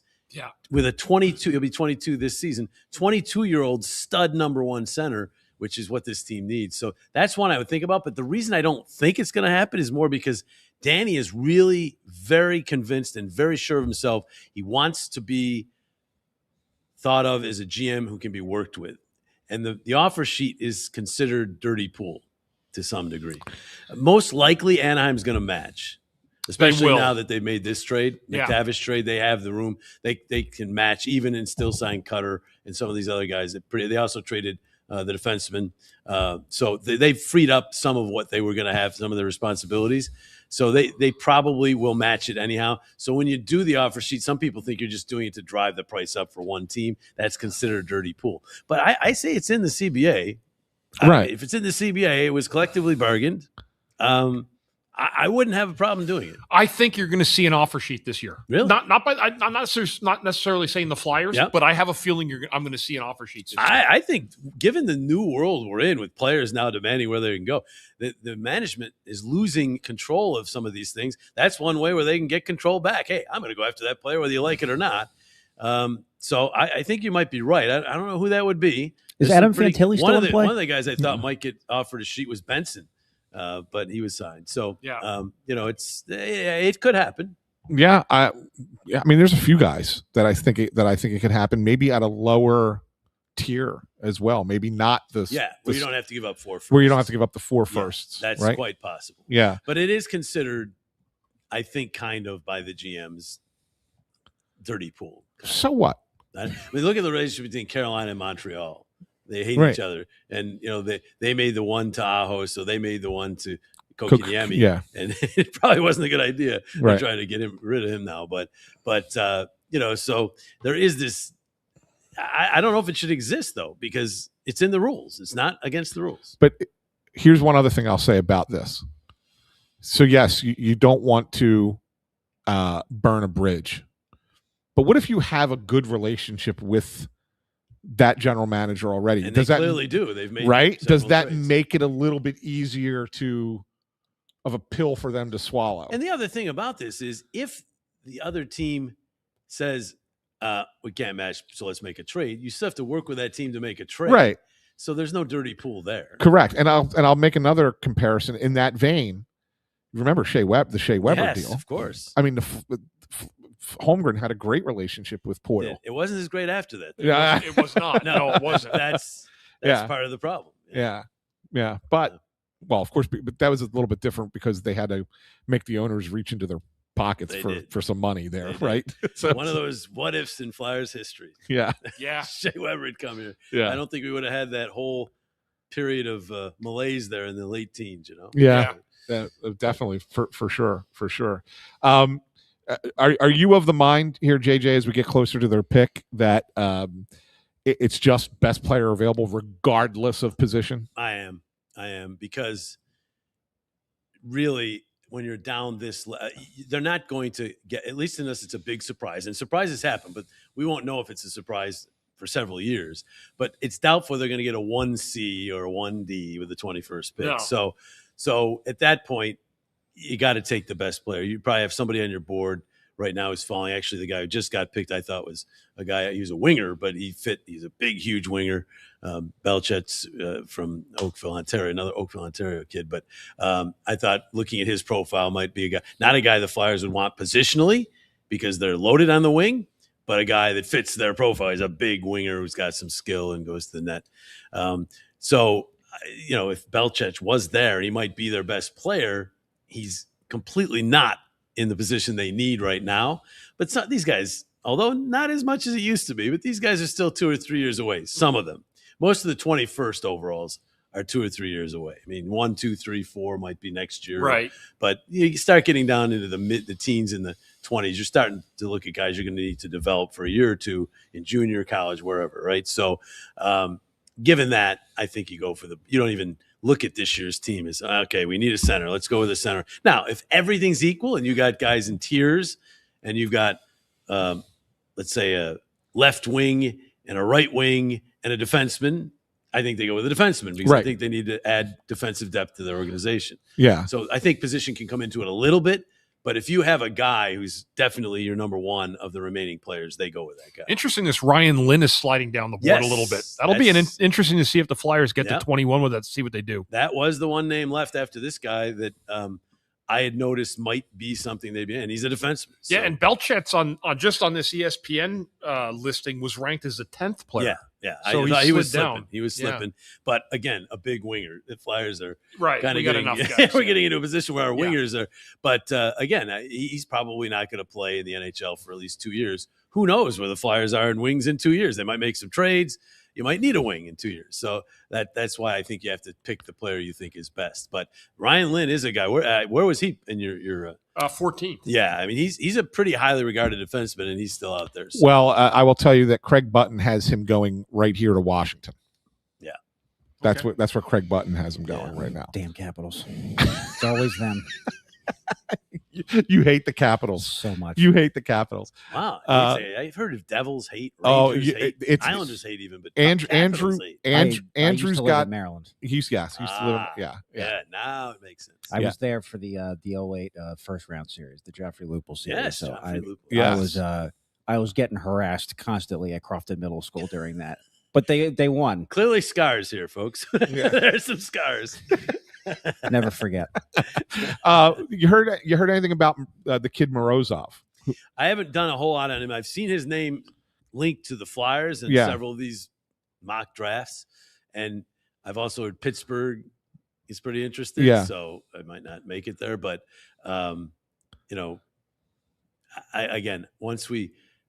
he's about the only other name, Ryan Lynn. I'm looking at some of the names now as we're watching here. Brooks Rogowski's another name I've seen there. He's a big, strong guy, but he's probably a depth center.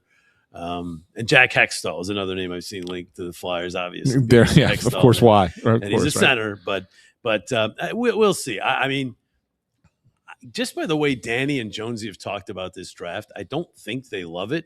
I could be wrong. They're never going to say it, I think, that bluntly. But if you listen to Danny and Jonesy, they're great at talking between the lines, right? Talking for you to read between the lines. And whenever either of them has talked over the last month about this draft, and their actions have shown it, they only have 4 picks in the draft, you get the feeling there's nobody out there that they're really like honed in on. Now, a guy drops a lot, like a Ryan Lynn, maybe they hang on to the pick and pick it, but maybe they want to have some more picks tomorrow, Yeah. So we'll see. But I mean, it's still going to be very interesting to see what happens even after this draft for the Flyers. But again, the big picture, guys, the Flyers are 4th youngest team in the NHL. Have a lot of young players who you would hope are going to get better. They've added, I think, an upgrade to their backup goaltending situation. And so I think they're going to be better next year, all things considered. I mean, Dan Vladar is going to have to still be very good. But all things considered, they should continue to get better. I mean, Porter Marteau is going to be here the whole year. Yeah. Barkey's going to be here the whole year. And these guys bump. Yeah. These guys should all be better players. Now, it doesn't always happen that way, as we saw with Michkov the second year. Sometimes it's tough. But I think they will be better without a move.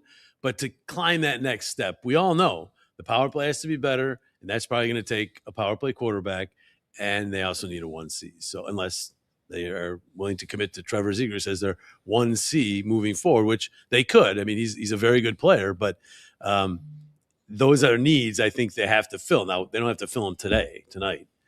Can't fill them tonight, quite frankly, unless to make a trade. Yeah. So Caps took the Finnish center, Oliver Savanto. Yeah, he's a really young player and 17, a big center. So he was actually my prediction for who the Flyers That's were who going to end up with. this one said the Capitals were going to pick him.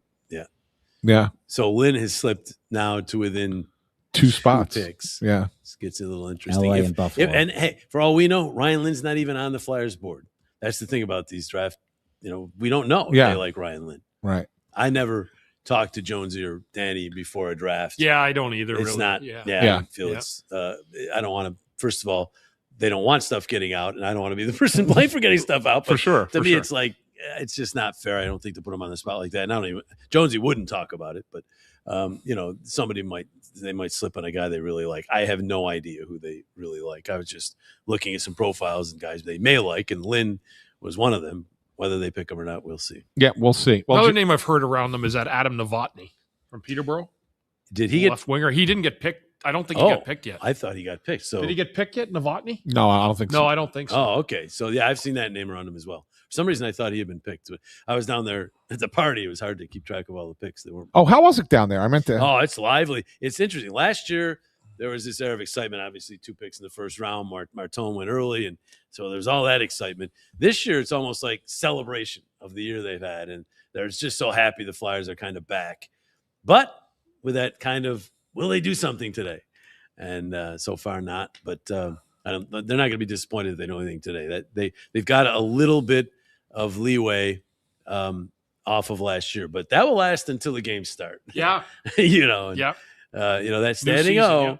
That standing O that they got when they got swept, I told all the players afterwards, enjoy that, savor that. It'll never happen again. You're not going to get swept to get a standing ovation again unless maybe it's the finals and they just get out, they get goaltended or something. And it's next year. Yeah, exactly. Right.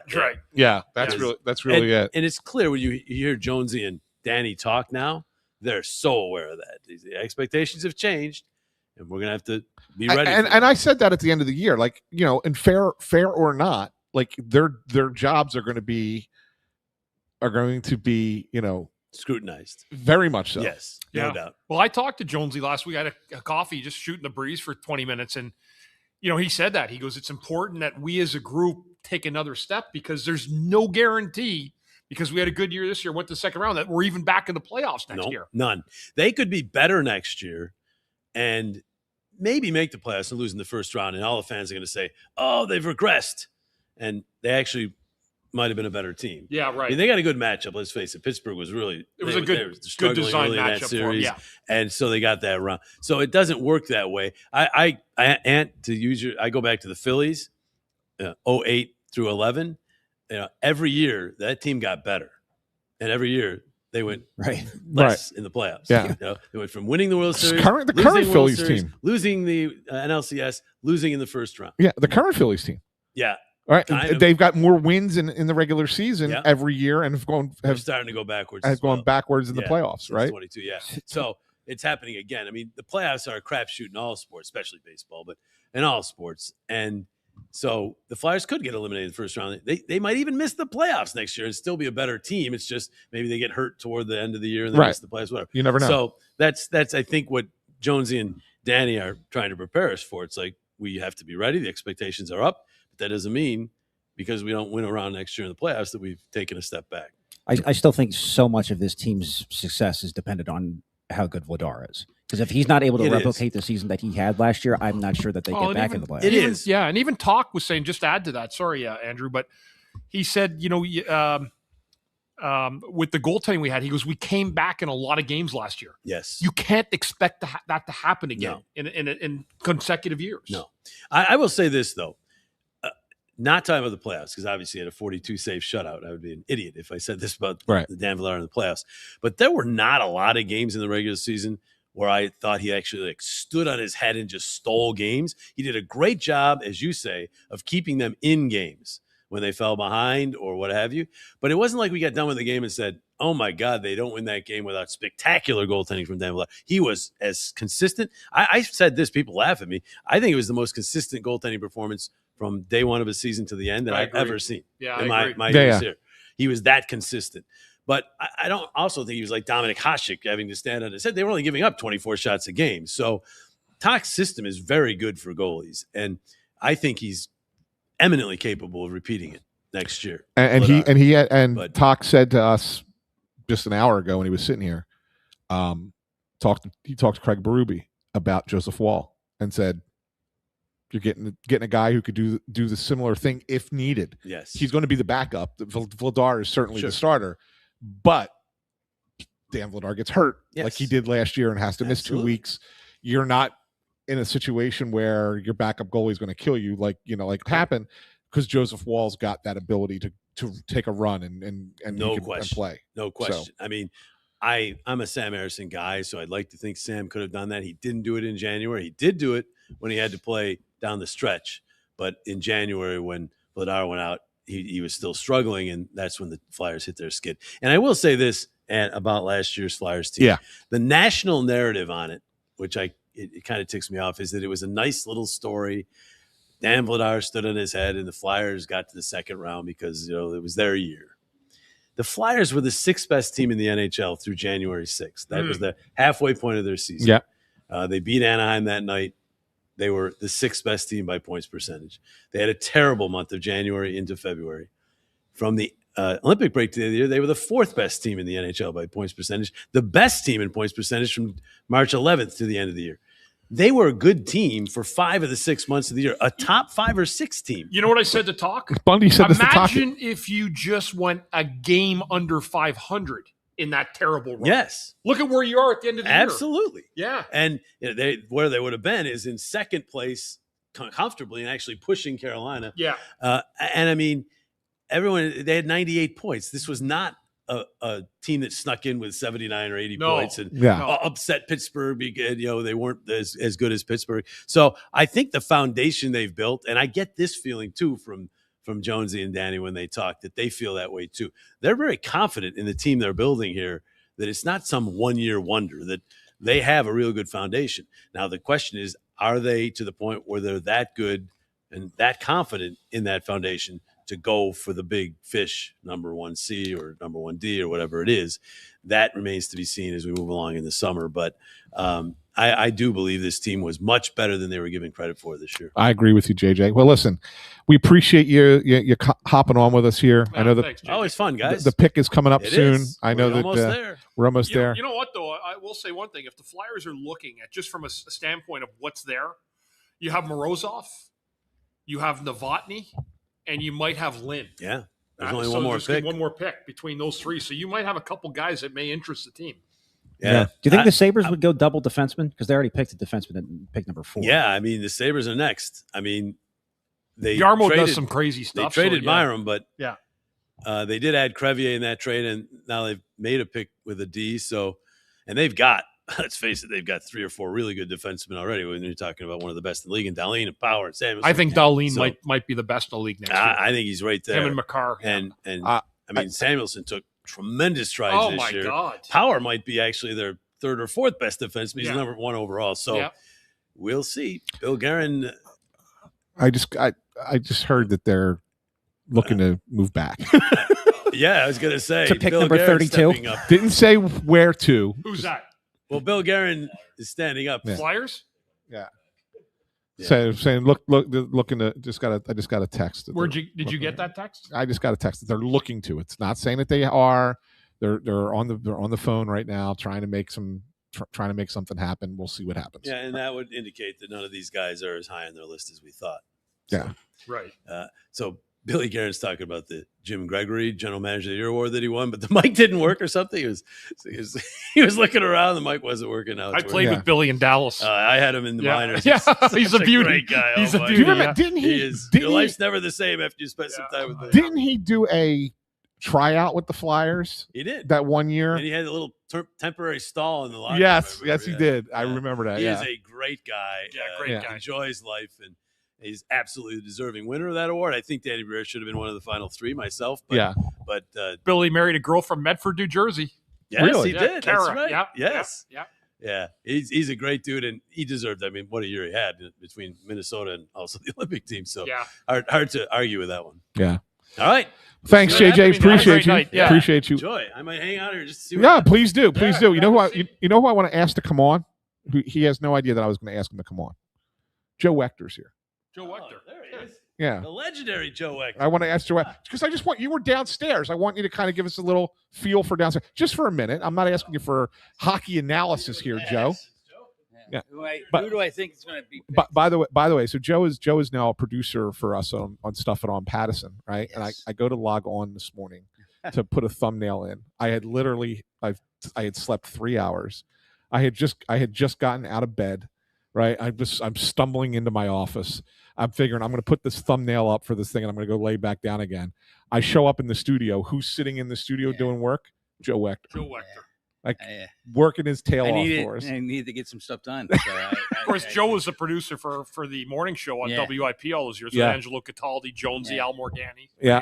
So I was later than I would normally get up anyway, so I had no problem being up at that time. Yeah, you're used to getting up at like 2:30 in the morning. 2:30 in the morning. Yeah, that's insane. So hey, at 8 o'clock in the morning, I was like, oh, sure, I can get up. Yeah. I used to fill in for Jonesy once in a while in the morning show. Yeah. And like once a month when he had a hockey thing to do, so he'd tell me to go in with Angelo and the guys, and so I would go in the morning, and I have to set my alarm for like 3:45. I'm like, it was like getting hit over there. My day was ruined after that. Yeah, I don't know how you did it for as long as you did, Joe. I really don't. So I just wanted to get your thoughts on what it was like downstairs. I know you were down there for the draft party. How's it going down there? It was a great atmosphere. It was a really great crowd. I mean, it was very full and very positive. Everybody was like very excited. They had the raffles. They did all that kind of good stuff. And but the positivity down there was palpable. JJ said it was more like a celebration of the season than it was like the anticipation of a big draft. Correct. It really wasn't about tonight. It was just like there was people to see and go, hey, we're excited to hockey is back. The fans were a chance to see other, see the JJ and Jim and I saw Al, and they just wanted to be part of the celebration of the year it happened. So Buffalo just picked Morozov. Yeah, that's a guy I was hoping would stick around. For that's. I think they're trading back. Yeah, I think they're going backwards on the clock. I think they're going backwards. It's good. It's good stuff. Anyway, well, Joe, thanks. I think they're going to take Jack Hextall. I just have a feeling trading back to take him. Yeah, that would be something. I just have a feeling they're going back, and then they'll get him. Yeah, but that's totally out of the blue because I have no idea. I have no sources. Nobody does. Yes, I love Jonesy, but I've never talked to him. And it's just like JJ said. Like we talk to these guys all the time, of course. But when it comes to the draft, it's like that's their world. I usually go, "Hey, have a great night," and that's what I text Jonesy. Yeah. And I said, I'll talk to you tomorrow. Yeah, hope exactly. Everything went well, that you wanted to happen, and that's all. Yep. So it was a good time. Yeah, good stuff. Well, Joe? Good stuff, Joe. Great seeing you. Dude, I see you at 7:30 in the morning. I see you at 10 o'clock at night. Like, we're burning the midnight oil, my friend. Well, you do it more than I do. I'm retired, don't forget. That's right. That's right. You are. That's right, you are. I'll talk to you again. Talk to you soon. Oh, Wechter. One of the best, man. That's the guy that's going to end up replacing me. Right? He already has. You just don't know it yet. He's not replacing No you. one's replacing you, Andrew. Dude, he's not replacing you. We made some calls, though, to some other teams around the league, and we're trying to get some picks back for you. We're shopping you. Shopping and turnaround. Andrew McTavish. All right, the Flyers are on the clock. Watch them trade back. On the clock. Oh, I hope they make this pick. Just pick a guy, Danny. Just pick any guy. Just pick a guy. Do you want me to just go over there and say, like, hey, Jimmy, we want to go home? This is one of these cases we're kind of laughing at the thing going, just make the pick, Danny, so we have something to talk about.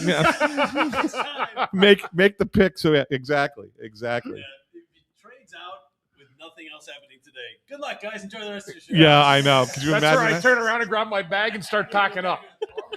Seriously, if they trade back into the second round, we're wrapping. I'm wrapping. We're wrapping the show. We're out. Worst case scenario is he trades back to like 28. No, worst case scenario is trading back to 32. 32. That's the worst case scenario. Let's not speak that into existence. That's a disaster. A broadcasting disaster. I mean, we are 3 hours into this program, and then the last thing we want to do is we have to wait a whole nother hour. You're Pick lucky 32. Russ isn't here. He would have went on a whole rant about that. Yes, exactly. Pick 32 does belong to the Ottawa Senators, who have been making moves. Yeah, this is true. That's right. They can't trade that. That's right. Oh, they can't. Why is that? It's the one they were taken away from him. Oh, that's right. That's right. Yeah, yes. they can't. They can trade 25. They can trade 25. Penalty sanction due to the trade of Evgeny Dadonov Yeah. to the Golden. Okay. Yeah. Okay, so 31 is Carolina. Andrew, don't bring it into existence. This would make me not like the Hurricanes anymore. You're not going to like the Hurricanes if they end up getting what's his name in Winnipeg there? The Hellebuyck. goalie, Hellebuyck. Connor Hellebuyck, yeah. They made an offer to him. Could you imagine if that's where he goes? Because that's all that team needs is a goalie. Like, I mean, they just want a Stanley Cup, and all they need is a goalie to be a dominant team I know. year in and year They out. won the Stanley Cup with mediocre-looking goaltending. Yeah. Like from the outside. Yeah. But Bussy was great the last Oh, year. for sure. I thought for sure. I really thought Buffalo would have gone after Hellebuyck, especially after They getting still the fourth might. pick. They still might. You never know. You never know. 2 minutes and 38 seconds left here before. Come on, Danny. Come on, Danny. There is no breaking news right now. Make the pick, kid. Yeah, you know. I'm looking up at the screen because I'm waiting for that red trade alert thing to happen and be like, oh, here we go. But wouldn't you know before they know? Not necessarily. I mean, I got the shill alarm just in case. Remember when they used to give you the NFL alert to the scores? It would go like, dong, dong, dong. Yeah. Let me just shoot a text and see if I get a quick response. Is that the Danny B? No. I can't do that. I told you I would never bother him during the draft. That's not my style. I'll bother him. Yeah. So, yeah, we'll see. We're under 2 minutes. I still think that they're going to go backwards. Please don't. Yeah. I think they're going to make the pick. Or just trade out of the round. That's fine. I hope they make the pick. East Coast Taffy said the Flyers just traded their first for Justin Bieber. Yeah. That's how long this feels like, Mom. Yes. Thank you, Deirdre. That is a deep cut for too many people here. I know that. Yes. Andrew and I get that reference. I'm not sure if anybody else gets that reference. Please put it into the chat if they get the 525,600 minute reference. Yeah, that's a little bit. A minute left. That's a deep cut. Oh, Allison, that's right. I forgot. Allison would know. Based off of her history as a stage manager. Yes. Yeah, Allison would know that. So, I'm going to predict the Flyers are going to make the pick, and they're going to pick either Adam Novotny or Adam Lynn or Ryan Lynn. I think they're going Lynn. We'll see. I'll certainly be wrong. So that Sokolovsky name is another one that people have been saying. I had not heard that from inside. Yeah, this clock is really winding down. I'm gonna call timeout. It's just better for the plot. That's all they care about. Yeah. No, it's not. It's not. I don't see anything breaking on the socials Here right now. Here comes the trade. I just know. Here comes the trade. The clock has just expired. So they forfeit the pick. Yeah, this wasn't like going to 5 overtimes that night in Pittsburgh.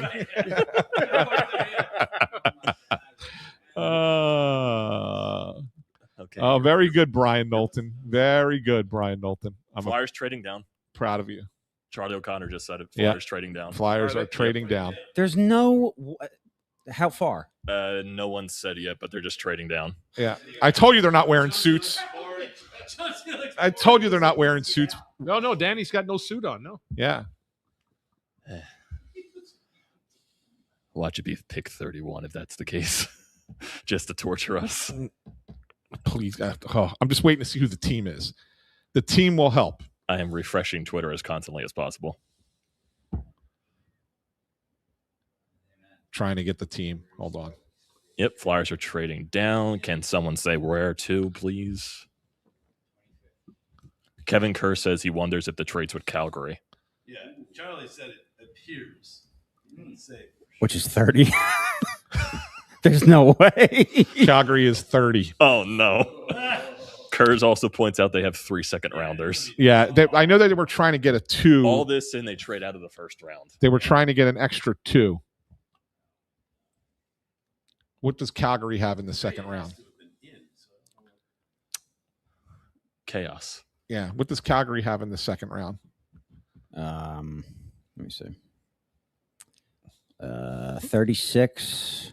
Flyers have acquired the 27th, 62nd, and 120th from San Jose. San Jose. Traded down to 27. Wow. Now you guys are here for the 27th. There we go. Yeah, I'm we sorry, are. Well, that's not as bad. I mean, that's kind of like the middle ground We here. still have to wait 6 picks, though. That's six more picks. So the 62nd is the third round. Yeah, they traded back to 27. So what else? What else is in that there, JJ? Third, 62nd pick, and they're all in 26. 62nd and 120. 27, 62, and 120. Yep, they just posted it on their Yeah. Twitter page. So they got a third and a sixth, I guess. Yeah. Down 6 spots. Yeah. Interesting. All right. Clearly not interested in any of the guys we just talked about. Yeah. Wonderful.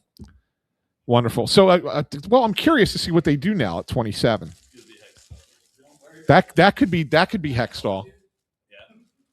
That could be Jack Hextall. And it's interesting for you there, Bundy. Craig Button had Novotny going 27 to San Jose. Interesting. Yeah, and they had him here as 19th on the ESPN coverage. Yeah. So, see you, Joe. See you guys. See you, Joe. Yeah, I'll probably get to the party by the time they make their pick. Yeah. That's now they have 6 picks, right? 6 picks today or in this draft. Yeah, they added 2. Yes. Yeah. No, they've got. Yeah, they added 2. Oh, they added to 2 it, just now. Yeah. Swapped the first I round. thought you meant including the pick that they got in the trade as well, the other trade, so that they're at 3. Keep your eye on Megan's best available, JJ, because she's got the whole thing covered for you. Just keep an eye. She's nailed it so far. He has one person up there. I've never near the top of the list right now. Yeah. I hadn't seen his name much at all. Marcus Nord. Nordmark? Yeah, no, I've not seen that name. Must be an analytics darling. Yeah. Right. You guys want to talk about the World Cup? Got any scores, actually? Saw France. France beat beat Norway 4-1. Yeah. Senegal beat whoever they played 3-0. I think they played Iraq. Iraq. They had to run the score up on them, though, for goal differential purposes. Did anyone see Derek Hill's insane catch in the Phillies Mets game? I heard. I have not seen it. I've heard It's it was insane. I've heard it was one of the greatest catches. It's the catch of the year. Yeah. Although that's going to be tough to top. Phillies? Yeah. I thought it's going to be tough to top that catch that kid from the A's made against No. Adele the other day. No, Soto pimped it and Hill brought it back. I'll have to look at it. I have to watch it. Dansby Swanson had 11 RBIs. So who in did one the day. Sharks really want here that they gave up 3 picks They're for? going to pick Len Watch. Yeah, and that will piss people off if that's the case, because it'll be the same thing as William last year, 2 years ago, right? It was Ryan Lynn. Yep. Ryan Lynn, yeah. I'm right. Yeah. Hey, Jim. Yeah. See you, JJ. Yeah. So there you go. Everybody's gonna compare this to Zeev William. So, well, I mean, look, they needed a defenseman out there in San Jose. They do. San Jose really does. They're actually building themselves a nice little squad. Oh, they're going to be very good. Oh, they're going to be They're good. going to be. The Sharks will be very, very good. Yeah, there's not even a question. They're going to be really They've good. got how many top picks have they gotten like over this course of the years? Like Quite a few. I mean, I had other high picks and like as well as, just who's the missing guy? William or Will? Will Smith. Will Smith. Will Smith. Yeah. Yeah. and like just missing out on the playoffs this year, and they got the second overall pick. Yeah. Like sometimes it's just all luck based with the draft with the Sharks. Yeah, Will Smith was 4th overall in 2023. Celebrini obviously was number 1 overall. What was Eklund? Anyone know? Well, they traded Eklund. Oh, well, that's So out of curiosity, what was he though? I don't know, but getting Stenberg today is another. There's a lot of people. $7. There's some other people. Remember how I was saying how there's some debate over who the best player in this draft was, who is going to be, and I mentioned Reed, and then we know McKenna, but there are some people who felt that Ivar Stenberg was the best player in this going to be the best player in this draft. If that's the case, the Sharks got him right now. You got Celebrini, and if you get Stenberg is your Stenberg, 1-2. like and they just got 2 defensemen. Yeah, like draft. This is a squad. They're going to be a team, man. They're going to be a difficult team to play. With the way Celebrini broke out last year, I can't imagine how dynamic that team's going to be. Yeah, they're going to be good. He's a hell of a player. He's like a Crosby. I mean, he's a young Crosby all over again. Yeah, everybody's upset about this. By the way, upset about trading the pick. Fans are people in our comments. Well, Flyers social has been going crazy over the past 2 days because the Flyers haven't done anything when all these trades have been happening. Yeah. So yeah, but I would ask, like, which of these trades? We'll see. Throw it out there. This could be a conversation piece if people put it out. Which of these trades that went down would you have given the price that was given for that player? For that player to come to the Flyers. So what that team got for that player, right? Would you have traded two first-round picks for Mason McTavish? No. Right? No, I would not have. I mean, you know, Bowen Byram, like, obviously you didn't have the 4th overall pick to trade, but what would be the equivalent of that to make Buffalo say, "Oh, we'll trade with you instead of Chicago instead of the 4th"? Like, so what's the equivalent of that? Like, what trade that the Flyers should have been making that went on would you have done? I don't know that there's any that I would do. Was that what the outrage is, or is the outrage that they didn't just stay at 21? Fans want action. And I get that. Exactly right. I get that. I get that you want action. You want something different. It's this way in every sport, right? Your team, in the offseason, you want them to make changes. You want them to make a trade. You want them to sign a free agent. Like, you want something to happen. Look, they made a trade. People may not think it's a big deal to get Joseph Woll, right? But that's a huge upgrade over Sam Ersson. Like, that's a huge upgrade.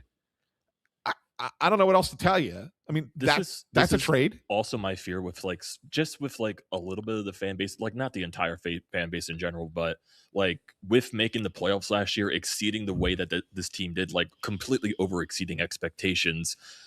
Maybe the expectations from the fan base goes a little bit over the top to where the Flyers, like where Danny Jonesy, their expectations for this team is next year. And I don't know if, like, right now people are just expecting them to go gung-ho and making all these insane moves to try to improve the team, where right now this team... But is that smart? I'm not saying it's the smart thing to do, but I understand the frustration, but and Amedeo, I will tell you, and I've said it, you cut up our show, you put all the clips out and everything, so you know that I've said this, right? Like, fair or not, they're going to be judged from this point forward on the decisions that they make, right? Yeah. But sometimes the decisions that they make that we're going to ultimately judge them on are ones that are not made, right? So we might, in the moment, you might not be happy with the fact that they haven't done anything in your mind, if you're a fan and you don't think that you feel like they should have done more. Ultimately, when we look back on this time, we will judge it and say they should have done X, or maybe we sit there and go, they did it right. We don't know, right? Yeah. So I mean, that's really kind of where it comes down to. And I always say that, but I do believe that there needs to start to be. And look, we heard Talk say it, we heard Dan Hilferty say it, right? There is an expectation that you want to take that next step. So I think that, but they believe in what they have at the moment. Like, they believe in it. I think it's like, they took one of the Ruck brothers. First Ruck is off the board. Pittsburgh, huh? So let me see, when does Pittsburgh pick again? I don't think they have another first round pick. No, they do not. They pick 39. Well, that's interesting.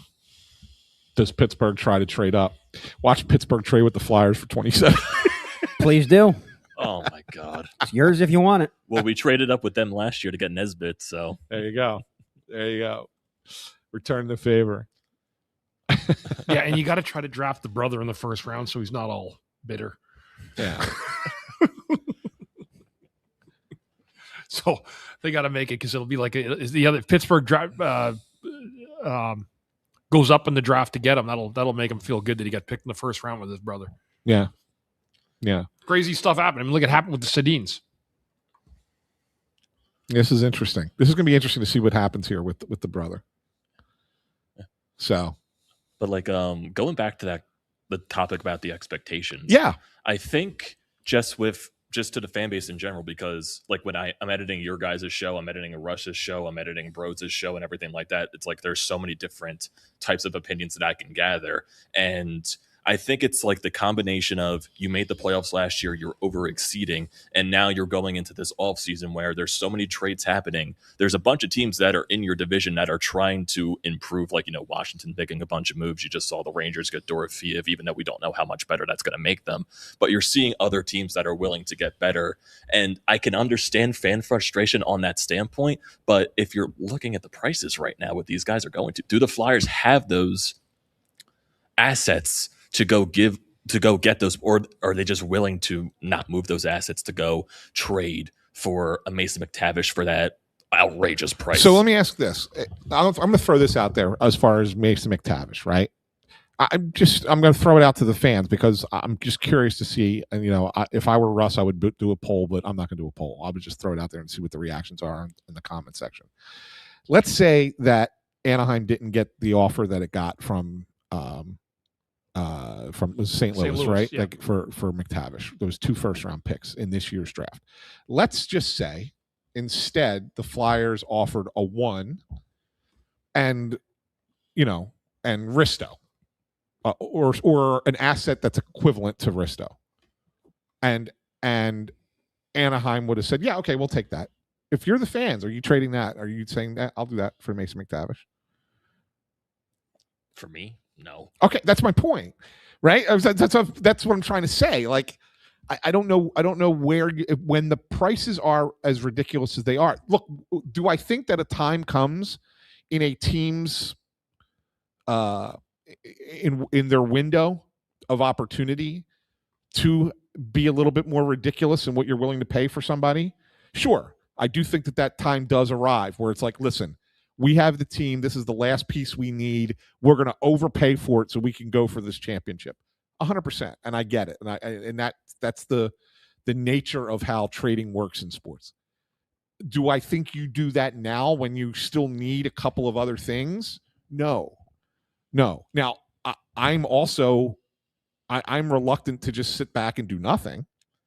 Right, I will tell you that. Like if you go into next season and you don't do anything to address the power play, you don't do right. anything to address anything with the center, like that's a major mistake. Right, and I will criticize them for that if that's the case. Like if you don't do anything in those spots, but that doesn't necessarily mean just because you didn't do it in the week leading up to the draft or on the first night of draft night that it can't be done. So did they just not have the raw number of draft picks to outbid the Rangers for Dorofeev?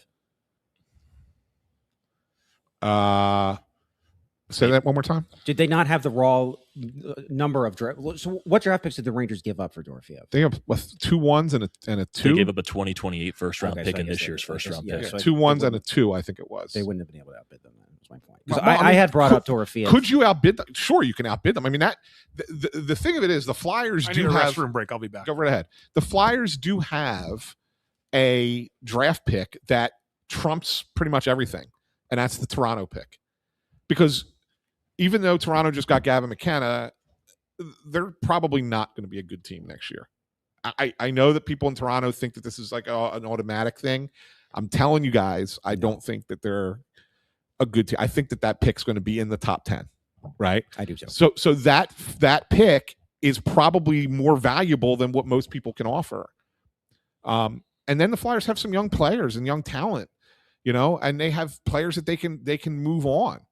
Like, I don't know. I think that there is I think that there is a possibility that they just looked at it and said it's too much for that player.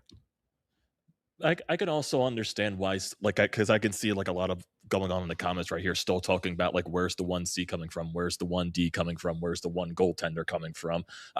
Because deep down I still like have those fears because I still question to myself, like, on certain bases, how are they going to acquire this stuff if they're maybe not willing to move X, Y, and Z to maybe go get this? Like, that's what I mean. You would think the draft, but they just traded away their pick. Yeah, and like, I know a lot of people say try to trade a no intent, but are they overvaluing some of their players, or is there a situation where teams around the league maybe don't value the Flyers' assets as much as the Flyers do? So there's multiple questions to this, and that's where a lot of the fears come from the fan base, which is very understandable. But with the way the trades, I just don't know, with the way everything has been going down this week, how the trades that were being made, I just don't know what they could have done in those assets. Yeah, no, for sure. Sure. And who's maybe trading, maybe trying to cash in on this market with an Owen Tippett, with the way teams are overpaying for guys, or a team overpays for Erasmus Ristolainen, and maybe you can take advantage of that. Yeah. Yeah. Oh, there you go. The Red Wings, I've been hearing about Kosa as a name that could be moved for a while. He just gets traded from, was it Utah? I think so, yeah. That had 23? Yes. Right. To Detroit for Sebastian Kosa. And according to the chat, Intern Andrew has a strict no movement clause. I do. Yes, he does. Yeah. Unless Barstool calls, then I'm out of here. He's got a one team trade list. I'd be out of here so fast your head would. Is the Carolina Hurricanes on that on that team list? No, it's Barstool. Barstool's the only team you would go to. Yes. Barstool, that's it. Yeah. He would immediately go to work for Chicklets if they called today. In a cocaine heartbeat. See that? Tony Louie would be very upset. Well, you can still listen to my new podcast also. You could listen to both. Yeah, Ant is not going home. Philly fan, by the way. Ant is here all night and tomorrow as well. So there's no going home so bad. Yeah, he's stuck here. Yeah, I am locked in here, right? It's just that you try and sit here and talk about what might happen for 3.5 hours. It's not that easy to do. The fact that we're still doing Imagine how last year we went crazy with how long that took. That was unbelievable. But the difference last year, though, is they drafted high. They drafted 2 players, right? Nothing has happened. That's the thing. Down. So last year, even though it was a 4-hour and 40-some minute show, we had Porter Martone selected. He called in from Los Angeles at the draft. Then they traded up. Well, oh my God, they traded up for another first-round pick. Okay. And then they get Nesbitt, and everybody goes crazy about Nesbitt. Right? Are you going to come over here and talk to us or no? Yeah, let's get this guy on. Let's get this guy in here for a minute. This is good. This is a much needed vibe booster. Yeah, he looks thrilled like everybody else. Martinez, yeah. I'm on fumes right now. Yeah, I'm on fumes. Where's Russ, the guy who can't stop talking? We needed him. That's the thing. We need him now more than ever. Oh, he could do a one-man show, a talk show in a phone booth that doesn't work. And he does. So this is exciting. Yeah. Said no one ever. Yeah. You knew this was coming, right? This is a snooze. Yeah. Yeah, it is. It is, yeah. I don't know how you guys have been on the whole time. I was coming to see if I was going to come with a defibrillator. We took a 10-minute break. Oh, did you? 10. Oh, I saw you guys at the bathroom. Yes. We convened at the gentleman's room. That was funny. Bundy and I walked to go to the restroom. We walk in, there's 2 scouts in there and you. Yeah. It's like, this is like a Flyers convention in the public bathroom. And one of them was a goalie coach. Secret boys club. I can't imagine what's going on in that situation. Yeah, I know, right? It wasn't your guy, it wasn't Kosa. Yeah. So where did they go here? Kosa was part of the trade. Oh, wow. Kosa went to I think that they're going to take a goalie. Yeah. And you and the fraternity will be thrilled. Well, we won't see him for a long time though. Yeah, but you know what? I'm going to predict if they take a goalie, that the next Flyers Daily is going to be like a complete breakdown of the guy's history. Yeah, and believe me, I'll probably have the blocker and glove on. I might wear the mask for the show. They take a goal. They trade for a goalie out of Toronto last week, and they draft a goalie in the first round. You look at it at this point, you go, okay, do we want the 5th best defenseman, the 18th ranked forward, or the top goalie? Right. That's how you got to look at drafts sometimes, right? Yeah. And look, I don't know that the prospecting goalies is as difficult as it comes. Right. But We'll see. Yeah. I wouldn't be against it. No, I know you wouldn't. I mean, look, I think some people think that you're going to get like the Cure at 21st in the draft. Yeah. And they passed on Ryan Lynn. That's Cole Caulfield. That's, and they passed on another guy. No, I don't know. I don't know. I let the experts expert. I'm not an expert on I that. agree. So the two goalies that I think that they would consider are Brady Noling, U.S. National Team Development Program. He's big, 6'5", right? Can't teach size, Ant. Can't teach size is correct. And the other one is, even though he's playing for Youngstown and the USHL, is a Czechia native. Sorry. Is he an interior decorator? Tobias Treball, also big, 6'4". Yeah, they don't draft anybody below 6'2" anymore. Yeah, No. and the days of Mike Vernon, Big Al, Yeah, they're gone. long gone. Yeah, they're gone. Andy Moog, remember him? sure. Grant Fuhr. Yeah. I mean, they would come out into the circle to make a save almost at the dot Yeah. to make themselves bigger. Yeah. The Treball guy, Adam Kimmelman did the preview on him and said scouts have compared him to both Mackenzie Blackwood and Carl Vejmelka. Okay, two bigger goalies. I mean, Mackenzie Blackwood's a specimen. He's enormous. Yeah, he's a big guy. Yeah. Well, look, it's all how you develop, and it takes time for a goalie. You have the outliers. A lot of people think there's some goalies that just come into the league and take it by storm, like Shesterkin did. Yeah, but he was 25 when he did. Right. It's very rare that you come in at 2021.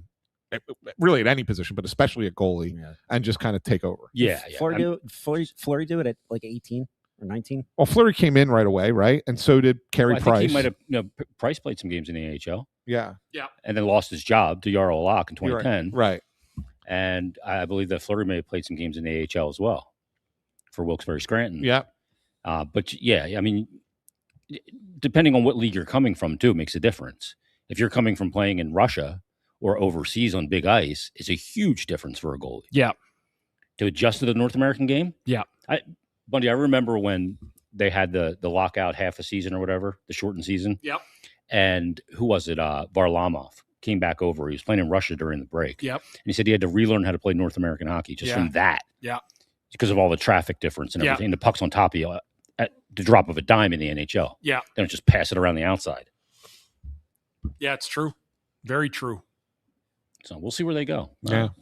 You might be breaking news as far as the goalies go. What do you think about the all the trades that have kind of happened so far? I think the NHL is in a really interesting position because July 1st signals the flat cap era being over. Right. And all these guys, if there's Nurse and Larkin out there making it public that they want to be traded, one's a captain of a team, has been there a decade from that city. Yeah. If there's two of those guys, and Count Robertson too. Yeah, there's 15 guys behind him that we don't know about, right? That have requested a trade. Werenski's out there now, to some degree. I think the NHL is, you're just seeing it. Players are taking control, a la a little diet NBA. Yeah, they're realizing I got one career, and it's hard as to win in this league. And Florida restacks immediately. And I don't know. Where's Werenski go? Is he even an option here? Do they even consider trading him in the division? That's what I said earlier. They're going to trade him in the division. I mean, there's a division tax. He's going to be expensive no matter what. He just won a Norris. Yeah. I mean, then there's a division tax. Are you going to give up all that? But is he going to extend? You're not doing anything without him extending. Right. I mean, and that was the whole debate when we talked about Quinn Hughes. Yeah. Right. Like, do you want him for 2 years? Right. I mean, look, it made sense for Minnesota to go get him because Minnesota looked at it and said, we think we can compete for a Stanley Cup. Yeah. Billy Guerin pushed every chip in the middle of the in these 2 years. The Flyers were not there yet. No. And so unless you knew that he would extend, there was no reason to try and get him. No, you can't ship off what it takes to do it if you don't know if he's going to extend when you're playing the long game. Right. This is like a really important time, I think, for this front office, because you're flush with cap space. You have the ability to make trades, but this is where you be prudent. This is where you make the mistake. Yeah. And that mistake is a noose and prevents you. Correct. If you go and get a guy now just to do something and make a big move, but it's not the right guy, and then the right guy's available in 10 months, and now you can't do it because you made the move now, then that's a real problem. You got to play the long game. I know people are done with patience. I am too. I thought I'd see another cup by now from when I was 3 years old. Right. And I don't know how much longer I'm going to be here. I want to see a freaking cup too. Speaking of, how you doing? I feel good. You look great. People are Oh, asking. you're full of crap. You need to get those readers checked. No, you look great. Yeah, people are asking how you're feeling. I'm feeling good. That's good. Yeah. There's some variables that I'm navigating. Yeah. But we'll deal with them as they come. There's no anvil above my head. I'm living every day. No, I know. I finally got some perspective. Finally got perspective? Didn't have it before. Wow. I rushed to everything. Yeah. That's just the way I was. Yeah. I lived the first 53 years of my life at 120 miles an hour. I go a solid 3.5 miles an hour now. Oh, that's I'm good. nice and slow. Yeah, keep up with Big Al. Yeah. Yeah. Let me move nice Slow and it slow. down, yep. Slow it down. Slow it down. Nothing wrong with that. Live your life a quarter It's a mile good at a thing. time. Nothing wrong with that. Yeah. So I don't know where things are going. Well, so Vancouver's pick is up. It looks like their pick is in, so that means we're 3 spots away from the Flyers. Just waiting for. Is it going to be another hurry up and wait and trade back even further? Watch them trade right out of the first round. I would love that. Twitter will go. Flyers Twitter will melt down. They're already melting down. They've already melted down. Good point, Dave. Yeah. They've I've been already like melted down. checking in on it, but I haven't looked at all. I'm just going based off the comments alone in our chat here.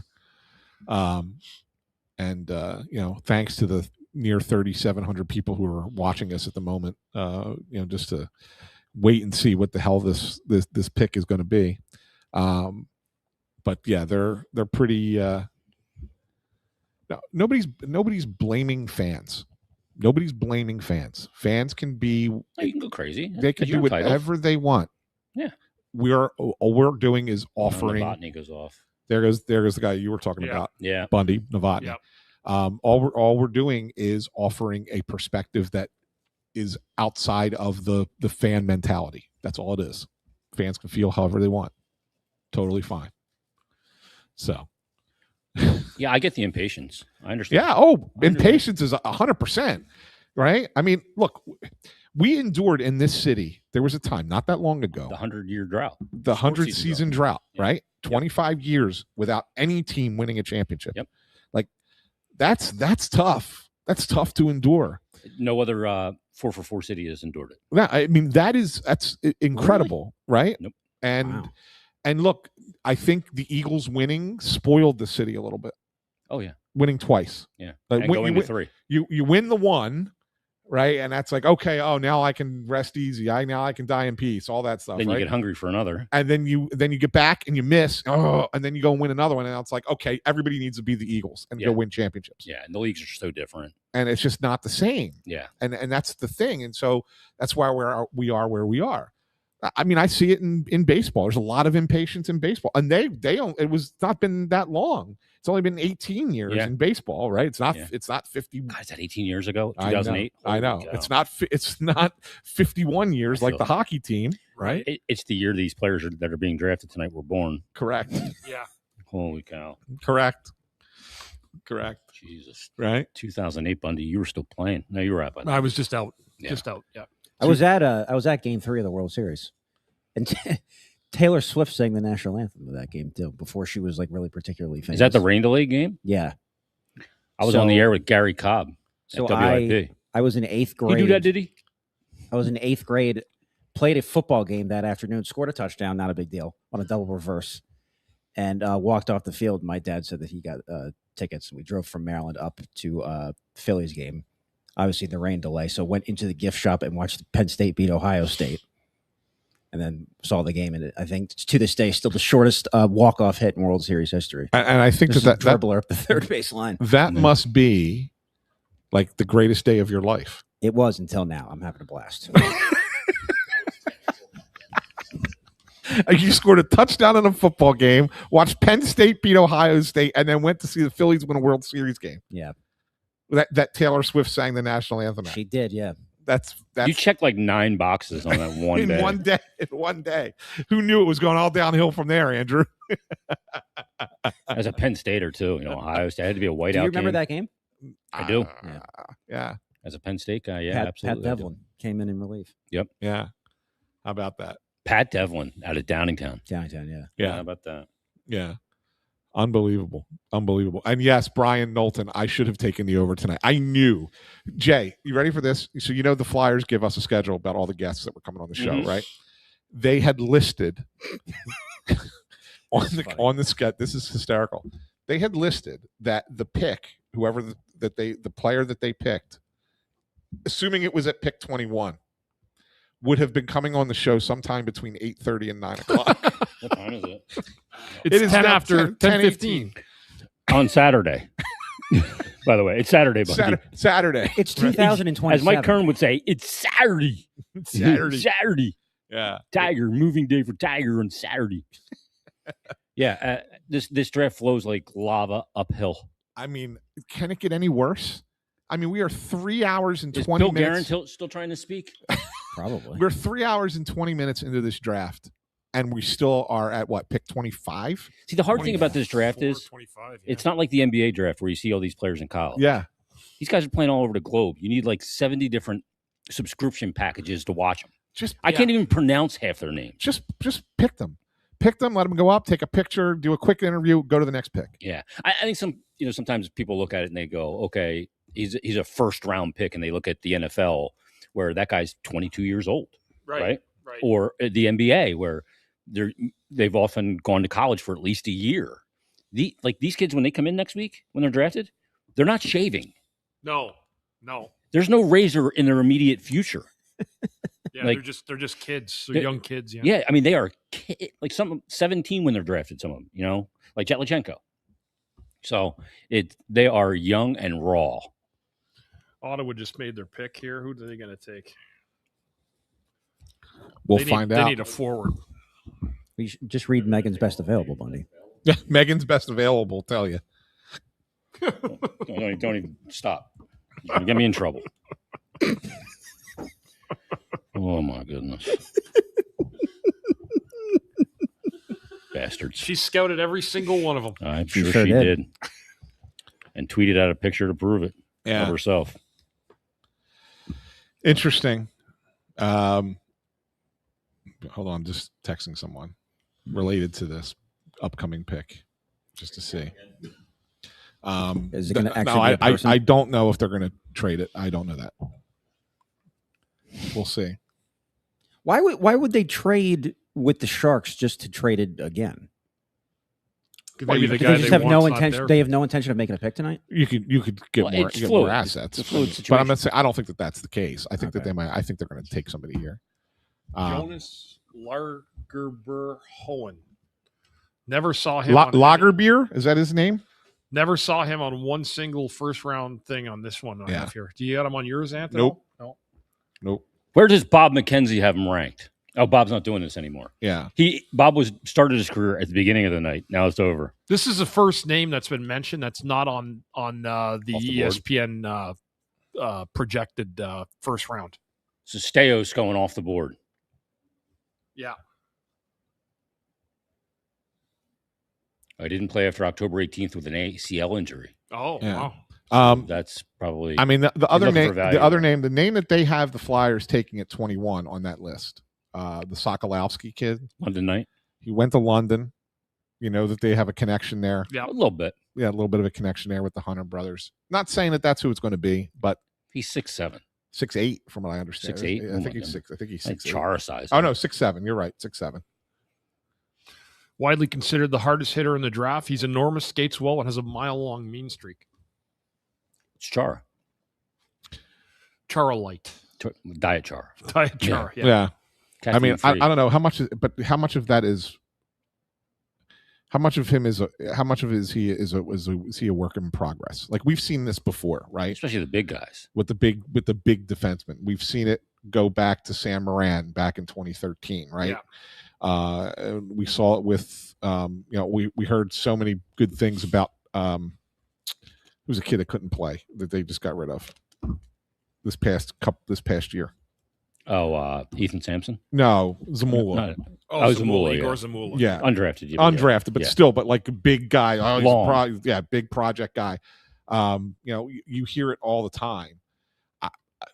I don't know. That's a hit. That is a big. That's a swing. That's a stereotype pick, isn't it? Yeah, That's what'll be said. yeah. If that's what it is, that's what it will be. Mateo Man, somebody said on the screen. Yeah, that's another. Yeah, Mateo Man. Do you want to hear a funny story regarding Sam Moran? Sure. So this was 2020, and two of my buddies from college and I, we had the brilliant idea of starting a sports podcast. It still exists out there somewhere. And we had you on. Do you remember this at all? Me? Yeah. And I asked you how close was Sam Moran to being an NHL player, and you said he's as far away as you are, Andrew. Yeah. I may have said that. I'm glad Sam wasn't listening that night. We get along good now, but yeah. I didn't see it because of the ability with the game to turn the hips on just couldn't skate well. Just couldn't do it. Yeah, just couldn't do it. The game changed. He was born at the wrong time. Yeah. 6 years earlier, he may have had a good career, but it was 6 years too late. Was he a first-round pick? Yeah, number 13. 11th, I think.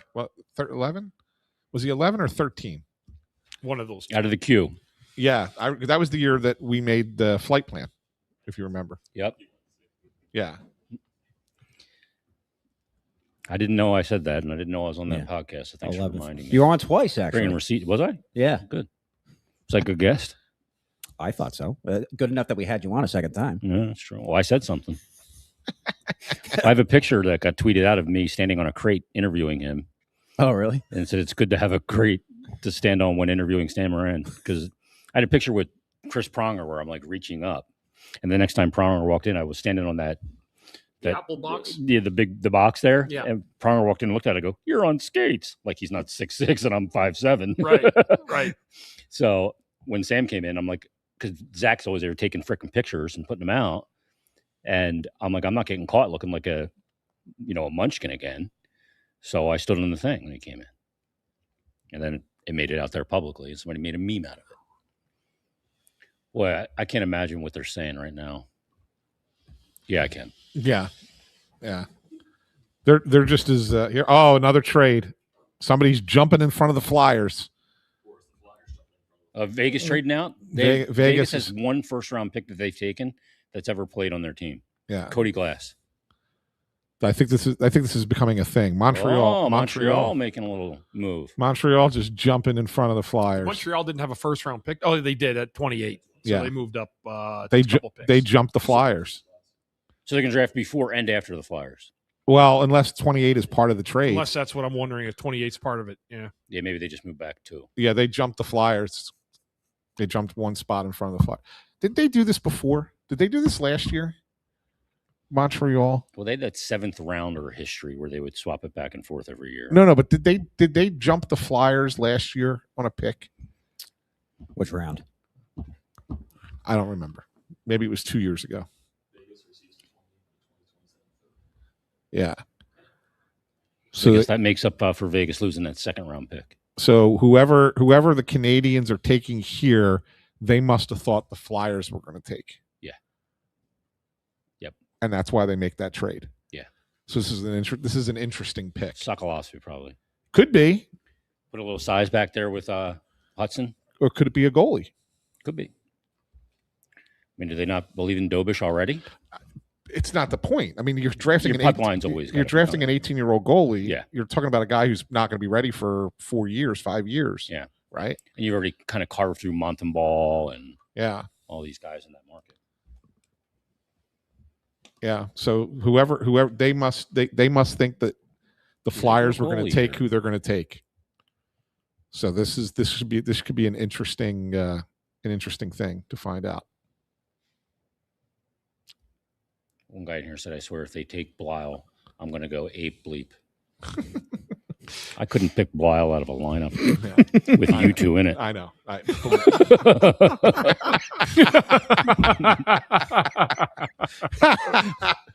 I mean, come on. Did you watch a couple of YouTube highlights? Yeah. Like, I don't care what a guy can do in a highlight video. Right. I want to see what happens when he makes a mistake and goes back to the bench. Yeah. I mean, Tommy Blyle from the defenseman from Moncton in the Quebec Major Junior Hockey League.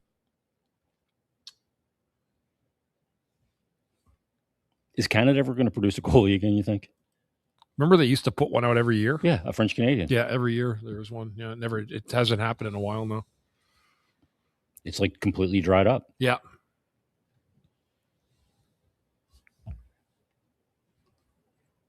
We were talking about it a little bit earlier. I'm glad you said something because it was getting awkward. Yeah, I know.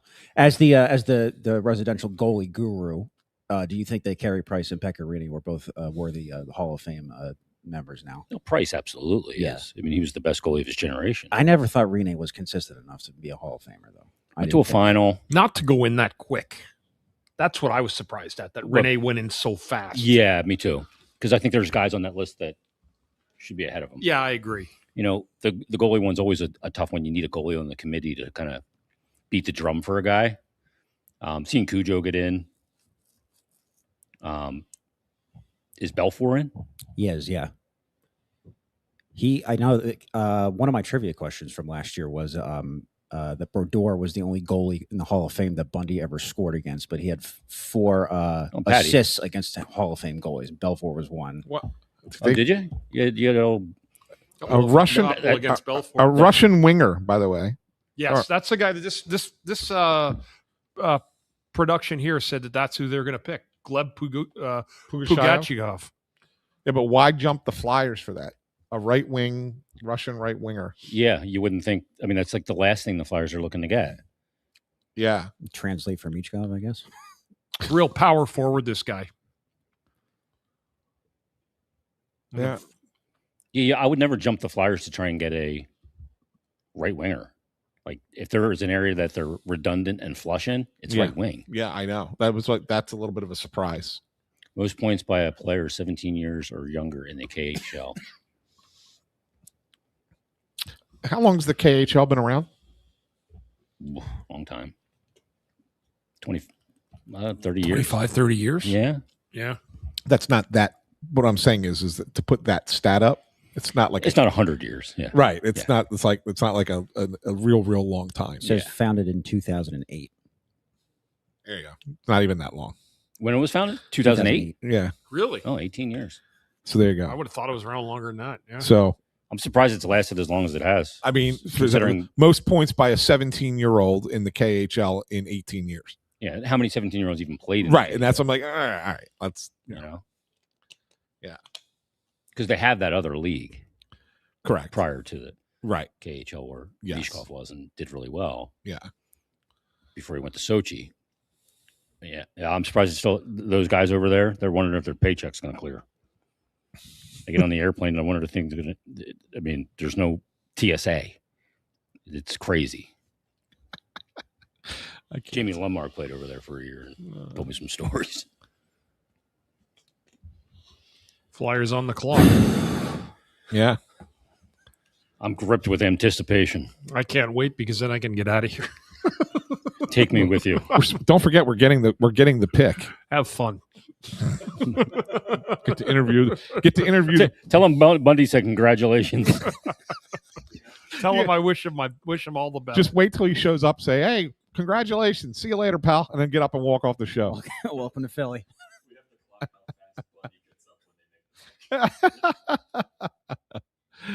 Oh man.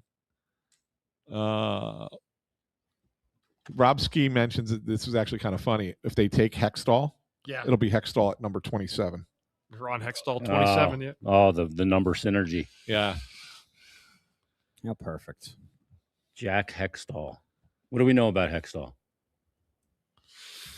Jack Hextall is a guy that fits the profile of a player that the St. Louis, this is who they had him picking. Another center to add to the pipeline. Hextall could be the guy who slots behind command in the lineup. It didn't happen in the lineup as a long-term third center.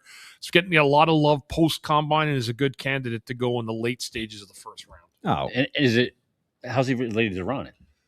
Distant cousin or something like that. Okay. He said he's never told Jackie he's never met him. Yeah. Really? Yeah. Never met him. Never met Hexy. 100% going to be him. Yeah. Think it's going to be him? He's going to Michigan State next year. It's 100% going to be him. There you go. No, he did not say they might get Werenski. No, I saw the tweet. Here, I'll read it to you. So this is what Pierre wrote. There will be at least hold on. There will be at least a dozen teams who will inquire over time, but some early teams to monitor with interest in Zach Werenski, Dallas, Carolina, and Philadelphia. Flock Flyers picked Sokolovsky, the Maxim big Sokolovsky. defenseman. Yep. The 6'7" Yeah, there it is defenseman, from the London Knights. Yeah. 6'7", 240 from Kazakhstan. Yeah. Sokolovsky. Look at the size of this criminal. I mean, he is enormous. That's a big man right there. That is a big guy. 17 years Hey, he's old. 240 already. Yeah. We got a scouting report on him. And he's 17 years old. What does it say about him? Flyers. Well, let's just who actually they had the Flyers picking him at 21. The Flyers have not been shy about drafting a certain type of player, especially given Coach Rick Tocchet's influence on the organization. Martone, Nesbitt, Murtaugh, and Shane Van Zage are massive players with a physical edge. It's no secret the Flyers want to get bigger on the blue line, with Drysdale and Cam York representing the only small defenders who will play regular roles. The 6'7" Sokolovsky seems like the prototypical Philadelphia Flyer. He's enormous, skates well, has a mile-long mean streak, and is widely considered the hardest hitter in the draft class. All of that screams Tocchet type. In the London Knights development program, Sokolovsky might turn into a top 4 punishing shutdown type. If the Flyers take him, his floor could be a physically overpowering bottom pair defenseman who will be loved by his future coach. All right. Let's wrap it up. There you go. Well, we're getting Sokolovsky at some point here. Yeah, I'm supposed to, too. Yeah. So I'm sure everything will just run smoothly out there in Buffalo. Look at the size of this guy. This guy is Yeah, he's a big kid. He is I mean, big. he's making that kid in the Vegas jersey look like a. I mean, to be 240 already at age 17. Look at him next to Bettman. Bettman thinks he's doing the NBA draft now. Yeah. Holy. And yeah, we got to get used to the 2 I's at the end of his name too, as writing it. Oh, this is going to be a Twitter autocorrect nightmare. This guy. Yeah. Does he speak English? I have no idea. Well, he's in London, so yeah, I'm sure he does. Guess we'll find out. Yeah, well, he's going to be on our show. Do we have a translator? Do you guys speak Russian? I don't know. That's a good question. How He's good been is with his London. English? Yeah, he's been with London, so I Yeah. assume his Yeah. English is pretty good. In London. How many years has he been in London? 2? I got to look Did it he up. come over like Provorov? Provorov came over. Provorov spoke better English than I did. Yeah. No, I'm only seen 1 year. Okay. London, and he's going to Maine next year. Somebody on the stream said he's the size of Bundy's kid. Yeah, he is. That's as big as my son is. Yeah, Yeah, he played 1 year at London. my son's 55 pounds heavier than him, though. Is that right? Yeah, he's 295. They've already got Football player. Oh my God, your son takes deuces bigger than my kid. We're the same age.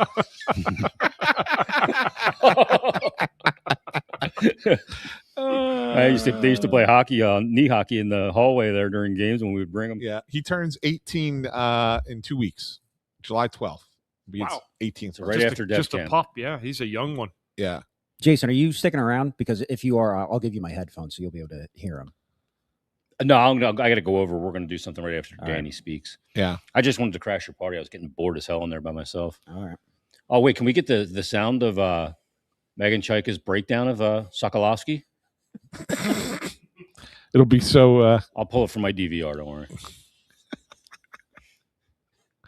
Got that one on auto record, don't you? Oh, so good. Great pick, Dan. Somebody goes. The Flyers pick somebody the Sixers need. Well, that's a good. That's a good comment. That's good. That's funny. That's good. Very funny, Philly fan. Very funny. Phil E. fan. Yeah. All right. So that's it. There you go. They just took the 6'8" defenseman. Like it was so obvious. We could have done that. We could have been down here at 7:15. Yeah. I don't know. We'll see. We'll see what this becomes. I want to go on Twitter. No, I don't want to go on Twitter. Committed to the University of Maine. I do have to write about I this don't think guy. he speaks English. No.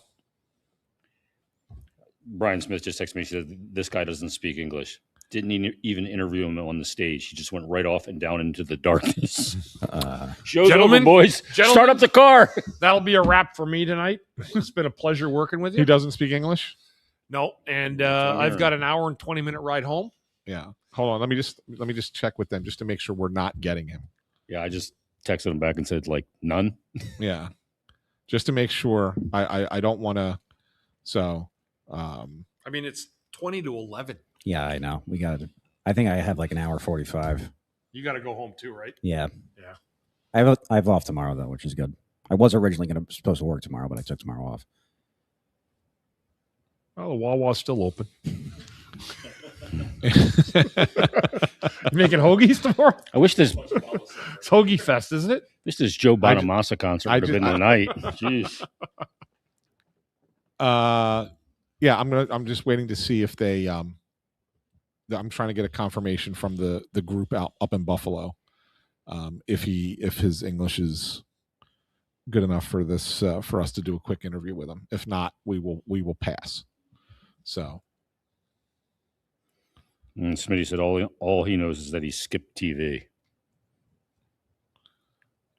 Let's get on your horse here, Smitty. Let's figure out if the guy can speak English. The response I got was waiting to confirm whether he speaks English. They're going to ask him. The people in Buffalo, the Flyers people in Buffalo. They're going to ask him. He's going to go, "You speak English?" He's going to go, "Not a word."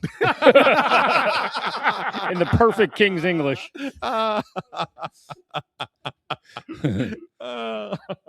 I think I used to hear like stories that like Malkin used to do that to the media. He would pretend like he couldn't really speak English when he didn't feel like talking to them. So he would I've seen that a million times. He would up the accent. When the coach would start like barking at a Russian guy on the bench, it was amazing how little English that Russian could speak at the time. You know where they speak perfect English? Yeah, at the bank. Oh yeah. But then you have a conversation with him after, like, "Hey, is everything good with your coach?" Everything is just wonderful. And the coach giving it to him, and he's like, "Hey, you need to pick it up out there. I don't speak English." Yeah, me speak no English. Holy hell! Oh my! I can't believe they passed on Jakub Vanacek. I know. That makes two of us. My one son who fancies himself like one of these draft nicks, who I just roll my eyes at him because he doesn't know what the hell he's talking about. He wanted the guy that's still on the board, Nordmark from Sweden. It's Megan Chayka's number one available player and has been for Marcus Norton, left winger. Yeah, has been like her number one. Has been her number one available player for like 8 picks now. Did he play in the SHL? Yeah, Swedish player. Clearly, all these teams are making a grave mistake. Does not speak English, so we were going to pass. Oh boy! All right, well, gentlemen, it has been an honor working with you tonight for 3 hours and 43 minutes, 41 minutes. So there you go. I mean, assuming nothing. Look, I will tell you this: if for some reason anything happens here in the next 10, 15 minutes before the end of this first round, I will hop on a live stream on X and with Andrew, and we'll wrap it up. Did you know that like 10 minutes into the show it was the climax of the show? That was unbelievable. I'll tell you what, we kept it going pretty good for 3 hours and 40 minutes. Like, we had some good guests. Bundy's least favorite show of the year. Not at all. It was just long. I enjoyed it. It's just long. And then when the Flyers, what happened was you get really demoralized when they traded down. Yeah, and you're like, oh. Well, you know what it is. It's not that you get demoralized. It's what it is that you have a show planned. Right, we knew when we were getting when guests, it's supposed to peak. We knew when everything was going to happen. Like, it was like, okay, and we just have to vamp for a little bit, and then they're going to pick, and it's like, okay, now we're going to trade down, and that forced us to have another 40 minutes, of conversation about things we have nothing else to talk about. Yeah, I thought we had some really meaningful discussion tonight. No, all kidding aside, you were a good energy boost that we needed for sure. I was an energy boost. You were. You're a funny guy. Did you know that? Yeah.